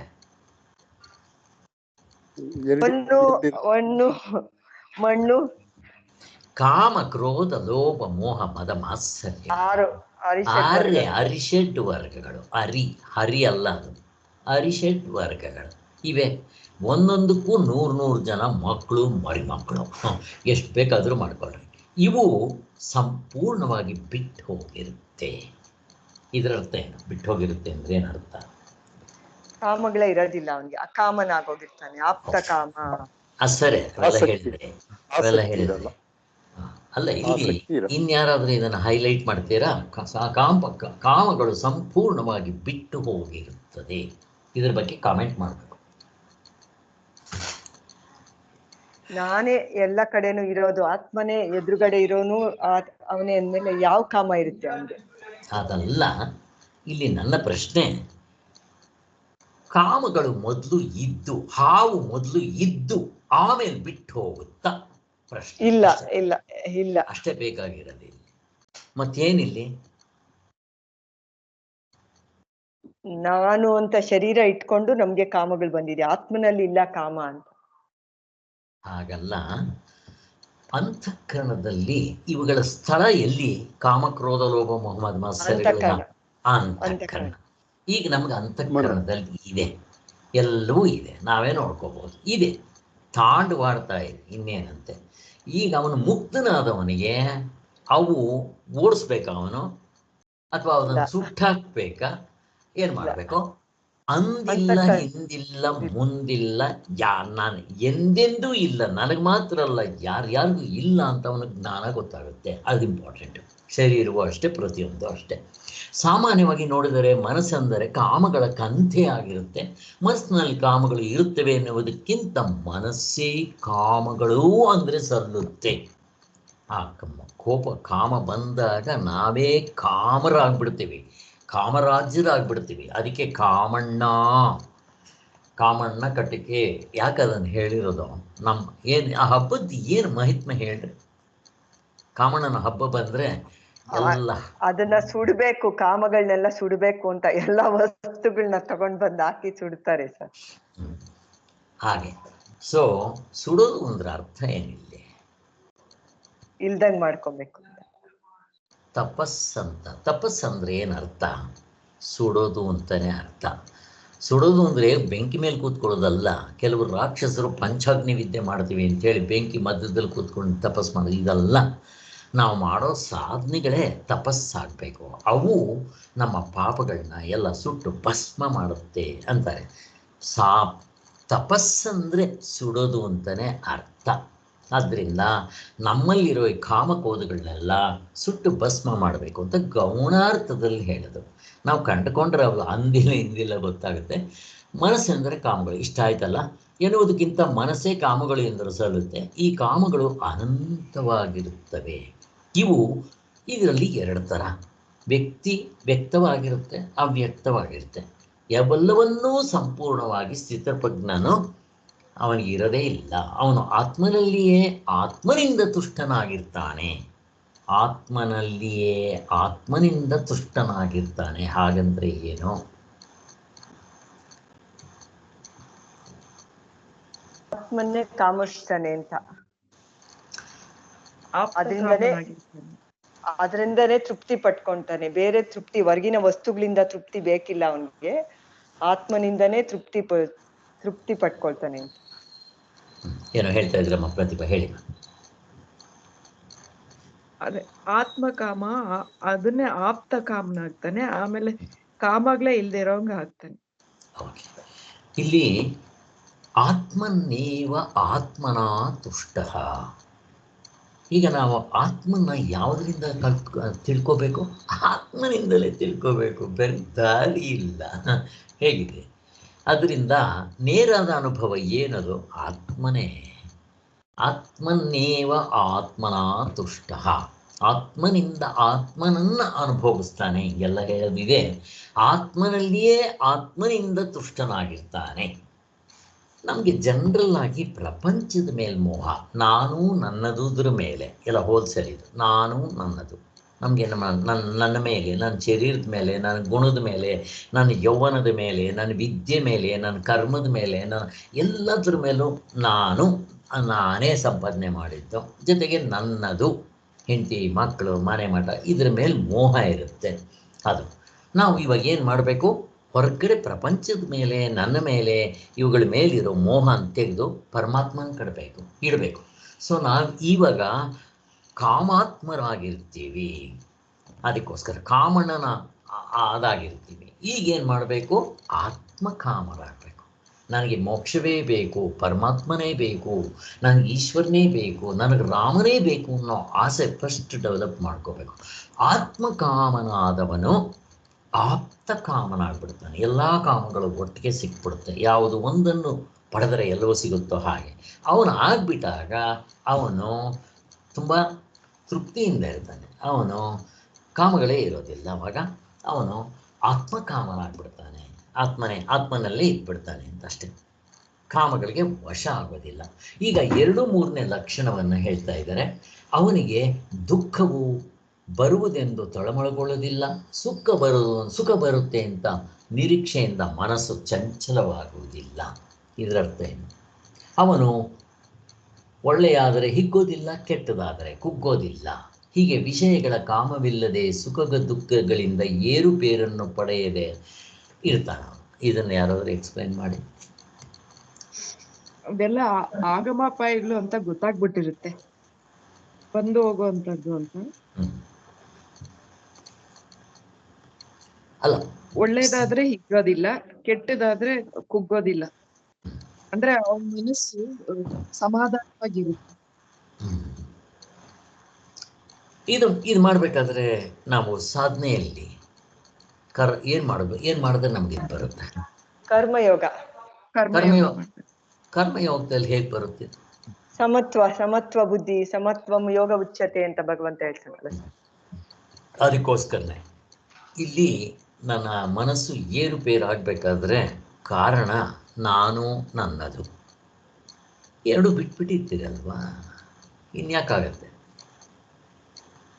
ಯಾರೋ ಒಂದು ಮಗು ಒಂದು ಚೊಂಬಿನಲ್ಲಿ ಬಾದಾಮಿ ಕಾಯಿಗಳಿತ್ತಂತೆ, ಕೈ ಹಾಕಿದೆ, ಕೈ ತುಂಬ ಹಿಡ್ಕೊಂಡಿದೆ, ಮೇಲೆ ಕೆತ್ತುತ್ತೆ, ಅದರ ಚೊಂಬಿಗೆ ಇದಿರುತ್ತಲ್ಲ ಹೊರಗಡೆ ಬರ್ತಾ ಇಲ್ಲ, ಸಿಕ್ಕಾಕೊಂಡ್ಬಿಡುತ್ತೆ. ಅದು ತಾತ ಇದ್ದವನು ಮಗು 2 ಬಿಟ್ಬಿಡು ಅಂತಾರಂತೆ, ಅಷ್ಟೇ. ಆ 2 ಬಿಟ್ಟರೆ ಈ ಸಮತ್ವ ಬರುತ್ತೆ. ಇದು ರಿಸಲ್ಟ್, ಫಲ. ಆ 2 ಅನ್ನೋದು ನಾನು ನನ್ನದು. ಹಾಗೆ ನಾನು ಅಹಂಕಾರ, ನನ್ನದು ಅನ್ನೋ ಫಲ, 2 ಬಿಟ್ಬಿಡ್ಬೇಕು ಅಷ್ಟ. 2 ಬಿಟ್ಟರೆ ಇದು ಕಾರಣ, ಫಲ ಅನ್ನೋದು ಕಾರ್ಯ ಅಷ್ಟೇ. ಹಾಗೆ ಅದರ ರಿಸಲ್ಟ್ ನಮಗೆ ಗೊತ್ತಾಗುತ್ತೆ. ಈಗ ನಾನು ಕೆಲಸ ಮಾಡ್ತಾ ಇದ್ದಾಗ ನನ್ನ ಮೈಂಡ್ ಯಾವಾಗಲೂ ಸಮತ್ವದಿಂದ ಇದ್ದರೆ ಆಗ ಓಹೋ ನಾನು ಕರ್ಮಯೋಗದಲ್ಲಿ ಮಾಡ್ತಾ ಇದ್ದೀನಿ ಅಂತ ನಾವೇ ನೋಡ್ಕೋಬೇಕು. ಏರುಪೇರಾಗುತ್ತಾ, ಕೋಪತಾಪಗಳು ಬರುತ್ತಾ, ಹೀಗೆ ನೋಡ್ಕೊತಾ ಇರ್ಬೇಕು ನಾವು. ಇದಕ್ಕೇನಂತಾರೆ ನಮ್ಮನ್ನು ನಾವು ಪರೀಕ್ಷೆ ಮಾಡ್ಕೊತಾ ಇರಬೇಕು ಪ್ರತಿದಿನ. ರಾತ್ರಿ ಹೊತ್ತು ಮಲ್ಕೊಳ್ಳೋವಾಗ ಇಂಟರಾಸ್ಪೆಕ್ಷನ್, ಆತ್ಮಾವಲೋಕನ. ಆತ್ಮ ಅಂದರೆ ಇಲ್ಲ ಆತ್ಮಾವಲೋಕನ ಅಲ್ಲ, ನನ್ನನ್ನು ನಾನು ನೋಡ್ಕೊಳ್ಳೋದು, ನಾನು ಅಂತಃಕರಣವನ್ನು ನೋಡ್ಕೊತಾ ಇರೋದು. ಹಾಗೆ ಯಾವಾಗ ಈ ದಾರಿಗೆ ಬರ್ತೀವೋ ಆವಾಗ ನಮ್ಮಲ್ಲಿ ವಾಚ್ಮ್ಯಾನ್ಗಳಿರ್ತಾರೆ, ಇವರು ಒಳಕ್ಕೆ ನೋಡಿಕೊಂಡೇ ಒಳಗೆ ಬಿಡ್ತಾರೆ, ಯಾರನ್ನ ಸಿಕ್ಕಿದ್ರೆ ಅವ್ರನ್ನ ಬಿಡೋದಿಲ್ಲ ಅಂತಃಕರಣದ ಒಳಗಡೆ. ಹಾಗೆ ಇರಲಿ. ಆದ್ದರಿಂದ ಇದೇ ಅವ್ರದ್ದು ರಿಸಲ್ಟ್. ನಮ್ಮಲ್ಲಿ ಏನಾಗ್ಬಿಡುತ್ತೆ ಇವಾಗ, ತೀರ್ಥ ತಗೊಂಡ್ರೆ ಉಷ್ಣ, ತೀರ್ಥ ತಗೊಂಡ್ರೆ ಶೀತ, ಮಂಗಳಾರತಿ ತಗೊಂಡ್ರೆ ಉಷ್ಣ, ಹಿಂಗಾಗ್ಬಿಟ್ಟಿರುತ್ತೆ ನಮ್ಮದು ಕತೆ. ಆದ್ದರಿಂದ ಅವನ ಚಿತ್ತ ಯಾವ ಸಾಧನದಿಂದ ಅವನಿಗೆ ಪ್ರಾಪ್ತವಾಗಿರುತ್ತೆ ಅಂತ ಯಾರಾದರೂ ಕೇಳಬಹುದು. ಅದಕ್ಕೆ ಉತ್ತರ ಆತ್ಮಜ್ಞಾನ ಸ್ವಭಾವದಲ್ಲಿರುತ್ತೆ. ಇರುವುದೆಲ್ಲ ಒಂದೇ ಪರಮಾತ್ಮನು, ಅದಕ್ಕಿಂತ ಬೇರೆಯಾಗಿ ಯಾವುದೊಂದು ನಿಜವಾಗಿರೋದಿಲ್ಲ ಅಂತಂದ ಮೇಲೆ ಹಾಗೆ ಈಗ ಬ್ರಹ್ಮಜ್ಞಾನಿಗೆ ಸಹಜವಾಗಿ ಬಂದ್ಬಿಡುತ್ತೆ. ನಾವು ಕರ್ಮಯೋಗ ಮಾಡೋ ಅಂಥದ್ದಲ್ಲಿ ಹೇಗೆ ಮಾಡಬೇಕು, ಇದನ್ನು ಹೇಗೆ ತಗೋಬೇಕು, ನಾವು ಹೇಗೆ ತಗೋಬೇಕಿದೆ? ನಾವು ಅದನ್ನ ನೋಡಿ ಅಳವಡಿಸ್ಕೊಬೇಕು. ನಾವು ಪ್ರಯತ್ನ ಪೂರ್ವಕವಾಗಿ ಮಾಡ್ಬೇಕು, ಅವ್ರಿಗೆ ಸಹಜವಾಗಿರುತ್ತೆ. ಕರೆಕ್ಟ್. ಹೇಗೆ ಭಾವನೆ ಮಾಡ್ಕೋಬೇಕು. ಅವ್ರ ತರ ನಾವು ಭಾವನೆ ಅವ್ರ ಕಾಪಿ ಚೆಟ್ ಹೊಡಿಬೇಕು. ಅದನ್ನತ್ತೆ ಆಗಮಾಪಾಯಗಳು, ಈ ಸುಖ ದ್ವಂದ್ವಗಳೆಲ್ಲ ಆಗಮಾಪಾಯಗಳು, ಬಂದು ಹೋಗೋದು. ಇದನ್ನು ವಿವೇಕದಿಂದ ತಡ್ಕೋ. ಪ್ರಾಣಿಗಳು ಹಂಗೆ ತಡ್ಕೊಳ್ಳುತ್ತೆ ಅಂತ ಹೇಳಿ ಮತ್ತಿಗೆ ಏನು ಅಭ್ಯಾಸ ಮಾಡ್ಕೋಬೇಕು. ಜೊತೆಗೆ ಕರ್ಮಯೋಗ ಮಾಡ್ತಾ ಇರಬೇಕು, ಜೊತೆಗೆ ಇವುಗಳನ್ನೂ, ಇದು ಜ್ಞಾನ. ಕರ್ಮಯೋಗ ಮಾಡೋದು ಸಾಧನೆ, ಕರ್ತೃತಂತ್ರ, ಜೊತೆಗೆ ಇದನ್ನು ಭಾವನೆ ಮಾಡ್ಕೊಳ್ಳೋದು. ಹೀಗೆ ಮಾಡ್ತಾ ಇದ್ದಾಗ 2 ಕಡೆಯಿಂದನೂ ಅವಾಗ ಕಡಿಮೆ ಆಗ್ತಾ ಬರುತ್ತೀವಿ. ಅಲ್ಲಿ ಇಲ್ಲದಿರುವ ವಿಷಯಗಳಲ್ಲಿ ಇಲ್ಲದಿರುವ ಕಾಮ ಆಗುವುದೆಂದರೇನು ಅಲ್ವಾ?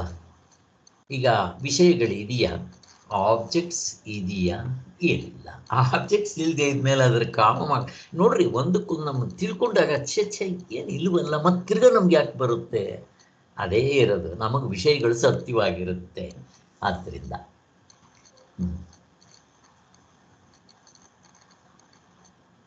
ಆಯಿತು. ಇನ್ನು ಎಲ್ಲವೂ ಅಸತ್ಯೆಂದು ತಿಳಿಯುವರು, ಭಂಡರಂತೆ ಎಲ್ಲವನ್ನು ಕಡೆಗಣಿಸುವರು ಎಂದು ಭಾವಿಸಬಾರದು. ಭಂಡರಾದವರು ಸತ್ಯವಾಗಿ ಕಾಣಿಸುವ ಪದಾರ್ಥಗಳನ್ನು, ಅವುಗಳಿಂದ ಆಗುವ ಶುಭ ಅಶುಭಗಳನ್ನು ಲೆಕ್ಕಿಸದೆ ಭೋಗಲಂಪರಾಗಿ ಸ್ವೇಚ್ಛೆಯಿಂದ ನಡೀತಾ ಇರ್ತಾರೆ. ಸ್ಥಿತಪ್ರಜ್ಞರು ಹಾಗಿರಲ್ಲ. ಮತ್ತು ಅವ್ರನ್ನ ನೋಡಿದ್ರೆ ಜನಗಳಿಗೆ ಖುಷಿಯಾಗುತ್ತೆ. ಅವರು ಮೇಲ್ಪಂಕ್ತಿಯಾಗಿರ್ತಾರೆ ಸ್ಥಿತಪ್ರಜ್ಞರು. ಇನ್ನು ಸ್ಥಿತಪ್ರಜ್ಞರಾದ ಮಹಾತ್ಮರು ಹೇಗಾದರೂ ಇರಲಿ, ಅವರ ಸ್ಥಿತಿಗೂ ನಮ್ಮ ಸ್ಥಿತಿಗೂ ಸಂಬಂಧವೇ ಇಲ್ಲವಲ್ಲ. ಈಗ ಅವರ ಲಕ್ಷಣವನ್ನು ಅರಿತುಕೊಂಡು ನಾನೇನು ಮಾಡಬೇಕಾಗಿದೆ ಎಂದು ನಮ್ಮಲ್ಲಿ ಪ್ರಶ್ನೆ ಎತ್ತುಕೊಳ್ಬೋದು. ಅದಕ್ಕೆ ಉತ್ತರವನ್ನು ಇಷ್ಟೇ. ಈಗ ಸ್ಥಿತಪ್ರಜ್ಞನೇನೋ ಅವ್ನು ಮಾಡ್ಕೊತಾನೆ, ಅವ್ನು ನೋಡಿ ನಾನೇನು ಮಾಡ್ಬೇಕು ಸ್ವಾಮಿ, ನನಗೇನು ಲಾಭ ಅಂತ ಪ್ರಶ್ನೆ. ಏನು ಮಾಡ್ತೀಯ, ನನಗೇನು ಲಾಭ? ಅರ್ಜುನ ಏನೋ ಕೇಳ್ಬಿಡ್ತಾನೆ, ಅವನ್ನೆಲ್ಲ ವಿವರಿಸಪ್ಪ, ಅವನು ಹೆಂಗೆ ಕೂತ್ಕೊತಾನೆ, ಹೆಂಗೆ ನಿಂತ್ಕೊತಾನೆ, ಅವನ ಆಹಾರ ವಿಹಾರಗಳೇನೋ ಅಂತ ಕೇಳೋದಕ್ಕೆ ನಮ್ಗೇನು ಲಾಭ ಕೇಳೋದ್ರಿಂದ? ಪ್ರಶ್ನೆ. ನಮಗೂ ಆ ಸುಖ ದುಃಖಗಳನ್ನ ಧೈರ್ಯವಾಗಿ ಎದುರಿಸುವಂತ ಶಕ್ತಿ ಬರುತ್ತೆ ಅಂತ. ನಾವು ಸ್ವಲ್ಪ ಆದ್ರೂ ಆ ತರ ನಡ್ಕೊಂಡ್ರೆ ಸ್ವಲ್ಪ ನಮ್ಮನ್ನ ಶುದ್ಧ ಆಗತ್ತೆ. ಅಭ್ಯಾಸ ಮಾಡ್ಬೇಕು ನಾವು. ಇಲ್ಲಿ ಏನಾಗ್ಬಿಡುತ್ತೆ ಅಂದ್ರೆ ನಮ್ಗೆ ಇವು ಸ್ವಲ್ಪ ಕಷ್ಟ ಆಗುತ್ತೆ. ಸ್ಥಿತಪ್ರಜ್ಞ ಕಾಪಿ ಮಾಡ್ರು ಅಂತಂದ್ರೆ ನಾವು ಮಾಡಲ್ಲ. ಅದೇ ಆಕ್ಟರ್ನ ಕಾಪಿ ಮಾಡ್ರು ಅಂತಂದ್ರೆ ನಾನು ರಾಜ್ಕುಮಾರ್ ಶಿಷ್ಯ ಅಂತ, ಹೀಗೆ ನಾನು ಅವನ ಶಿಷ್ಯ ಇವನ್ ಶಿಷ್ಯ. ನಾನು ಒಂದು ಕಾಲದಲ್ಲಿ ಒಬ್ರು ಶಿಷ್ಯರಾಗಿದ್ದೆ, ಜಿತೇಂದ್ರ ಅಂದ್ರೆ ನನಗೆ ಫೇವ್ರೇಟ್ ಆ್ಯಕ್ಟರ್ ಅಂತ. ಹೀಗೆ ಆಮೇಲೆ ನಾವು ದಾರಿಗೆ ಹೋದ್ಮೇಲೆ ನಮ್ಮ ಫೇವ್ರೇಟ್ ಆ್ಯಕ್ಟರ್ಗಳು ನೋಡ್ರಿ ಹೆಂಗೆ ಚೇಂಜ್ ಆಗ್ಬಿಡಿದ್ರು. ಆಮೇಲೆ ವಿವೇಕಾನಂದರಾದರು ಹೇಗಿದೆ, ಆಮೇಲೆ ರಮಣ ಮಹರ್ಷಿಗಳಾದರು ಹೇಗಿದೆ, ನಮ್ಮ ಫೇವ್ರೇಟ್ ಇವರು, ಆಮೇಲೆ ಶ್ರೀರಾಮಚಂದ್ರ, ಆಮೇಲೆ ನಮ್ಮ ಸ್ವಂತ ಆತ್ಮನೇ. ಹೀಗೆ ಬದಲಾವಣೆ ಆಗ್ತಾ ಹೋಗುತ್ತೆ. ಹಾಗೆ ಈ ಥರದ್ದು ನಾವು ಅವ್ರನ್ನ ನೋಡಿದಾಗ ಅವ್ರು ಹೇಗೆ ನಡ್ಕೊತಾರೆ, ಏನು ಮಾಡ್ತಾರೆ, ನಮ್ಗೆ ಅದ್ರ ಮೇಲೆ ಸ್ವಲ್ಪ ಒಲವಿರುತ್ತೆ. ಅದಕ್ಕೆ ಯಾರನ್ನಾದ್ರೂ ಒಬ್ಬರನ್ನ ಹೀರೋ ಮಾಡ್ಕೋಬೇಕು. ಗಾಂಧಿನೋ ಆದ್ರೆ ಚೆನ್ನಾಗಿರೋರನ್ನ ಮಾಡ್ಕೋಬೇಕು. ನಾವು ಹೋಗಿ ಹೇಮಮಾಲಿನಿನೋ ಅಂಥವ್ರು ಇಂಥವ್ರನ್ನ ಮಾಡ್ಕೊಳ್ಳೋರು ಇರ್ತಾರೆ. ಅದರಿಂದನೂ ಈ ಥರ ನಾವು ನೋಡ್ಕೋಬೇಕು. ಅದಕ್ಕೆ ಯಥಾ ರಾಜ ತಥಾ ಪ್ರಜಾ, ಯಥಾ ಗುರು ಯಥಾ ಶಿಷ್ಯ, ಹಿಂಗೆಲ್ಲ ಇರುತ್ತಲ್ಲ. ಹೇಗೆ ತಂದೆ ತಾಯಿಗಳು ಹಾಗೆ ಮಕ್ಕಳು ಅಂತ. ಅದಕ್ಕೋಸ್ಕರನೇ ನಾವು ಎಂತೆಂಥವ್ರನ್ನ ನಾವು ಹೀರೋ ಇವುಗಳೆಲ್ಲ ಮಾಡ್ಕೊತೀವೋ, ನಾವು ಅಂಥವ್ರನ್ನೇ ಕಾಪಿ ಮಾಡೋದಕ್ಕೆ ನಮ್ಗೆ ಆಸಕ್ತಿ ಬರುತ್ತೆ ಇದರಿಂದ. ಇನ್ನೊಂದು ಹೇಳ್ತೀನಿ, ಈಗ ನೀವು ಉತ್ತರ ಮಾಡಬೇಕು. ಆ ಕಾಮಗಳನ್ನು ಆದಷ್ಟು ಮಟ್ಟಿಗೆ ಬಿಡುವುದಕ್ಕೆ ಪ್ರಯತ್ನ ಮಾಡಬೇಕು. ಕಾಮಗಳನ್ನು ಬೇಕಂತ ಔತಣ ಕೊಟ್ಟು ಕರಿಬಾರ್ದು. ನೆಕ್ಸ್ಟು ಪ್ರಶ್ನೆ ಇವಾಗ, ಸ್ಥಿತಪ್ರಜ್ಞರಿಗೆ ಸುಖ ದುಃಖಗಳು ಅಸತ್ತಾಗಿರುವಂತೆ ನಮಗೆ ಅಸತ್ತಾಗಿರುವುದಿಲ್ಲವಾದರೂ ಅವುಗಳನ್ನು ಸ್ಥೈರ್ಯದಿಂದ ಎದುರಿಸುವ ಅಭ್ಯಾಸವನ್ನು ಮಾಡ್ಕೋಬೇಕು. ಏನಂತಾರೆ ಇದಕ್ಕೆ? ಸ್ಥಿತಪ್ರಜ್ಞನ ನೋಡಿ ನಾವು ಅದನ್ನ ಅಭ್ಯಾಸ ಆದ್ರೂ ಮಾಡ್ಕೊಬೇಕು. ನಮ್ಗೆ ನಿಜವಾಗೇ ಇರುತ್ತೆ ನಮ್ಗೆ ಸುಖ ದುಃಖಗಳು, ಆದ್ರೆ ಅವ್ರು ನೋಡಿ ನಾವು ಎದುರಿಸುವಂತ ಅಭ್ಯಾಸನಾದ್ರೂ ಮಾಡ್ಕೊಬೇಕು ಅಂತ. ನಾವು ಪ್ರಾಪಂಚಿಕ ವಸ್ತುಗಳನ್ನ ಕೂಡ ಹಾಕೋಬಾರ್ದು, ಸರಳವಾಗಿರಕ್ಕೆ ಟ್ರೈ ಮಾಡ್ಬೇಕು. ವಿವೇಕ ವೈರಾಗ್ಯದಿಂದ ಹೌದು ಸರ್, ವಿವೇಕ ವೈರಾಗ್ಯದಿಂದ ಬಿಡಿಸ್ಕೊಳಕ್ಕೆ ಅವ್ರು ನೋಡಿ ಕಲ್ತ್ಕೋಬಹುದು ಸರ್. ಬಿಡಿಸ್ಕೋಬೇಕಲ್ಲ ಒಂದೊಂದೇ. ಹೌದು. ಇಲ್ಲಿ ಏನು ಹೇಳ್ತಾ ಇದ್ದಾರೆ ಇದರಲ್ಲಿ ಇಂಪಾರ್ಟೆಂಟ್ ಅಂತಂದರೆ, ಸುಖ ದುಃಖಗಳು ಅಸತ್ತಾಗಿರುತ್ತೆ ಬ್ರಹ್ಮಜ್ಞಾನಿಗೆ. ನಮ್ಗೆ ಅಸತ್ತಾಗಿರೋದಿಲ್ಲ, ಪ್ರಪಂಚ ಸತ್ಯವಾಗಿರುತ್ತೆ. ಅವ್ರ ದೃಷ್ಟಿಯಿಂದ ಅದು ಅಸತ್ತು ಎಲ್ಲ ಸೆರೆ. ನಾವು ಅದನ್ನು ಮಾಡ್ಕೋಬೇಕಾಗುತ್ತೆ. ಏನಂತ, ಆಗಮಪಾಯಿಗಳು ಇವು ನಿಜವಾಗಿಲ್ಲ ಅಂತ ಭಾವನೆ ಆದರೂ ಮಾಡ್ಕೋಬೇಕು. ಅವರಿಗೆ ವಸ್ತುತಂತ್ರ, ನಾವು ಅಟ್ಲೀಸ್ಟ್ ಕರ್ತೃತಂತ್ರ ಸಾಧನೆಯಿಂದಾದರೂ ಮಾಡ್ಕೋಬೇಕು. ಆದ್ದರಿಂದ ಈ ಶುಭ ಅಶುಭಗಳು ಬಂದಾಗ ಮನಸ್ಸನ್ನ ಆದಷ್ಟು ಸಮಾಧಾನವಾಗಿ ಇಟ್ಕೊಂಡು ಆ ಮನಸ್ಸನ್ನು ಸಮಾಧಾನ ಸ್ಥಿತಿ ಕಳ್ಕೊಳ್ಳದೆ ಇರೋದಕ್ಕೆ ಪ್ರಯತ್ನ ಮಾಡಬೇಕು. ಆದ್ದರಿಂದ ಈಶ್ವರಾರ್ಪಣ ಬುದ್ಧಿಯಿಂದ ಮಾಡೋದೇ ಹೆಚ್ಚು ಫಲ ಅಂತ ಹೇಳ್ತಾರೆ. ಇಲ್ಲಿಗೆ ಮುಗಿಸೋಣ. ಓಂ ಶಾಂತಿ ಶಾಂತಿ ಶಾಂತಿ. ಜೈ ಮಾತೆ, ಜೈ ಶ್ರೀರಾಮ್.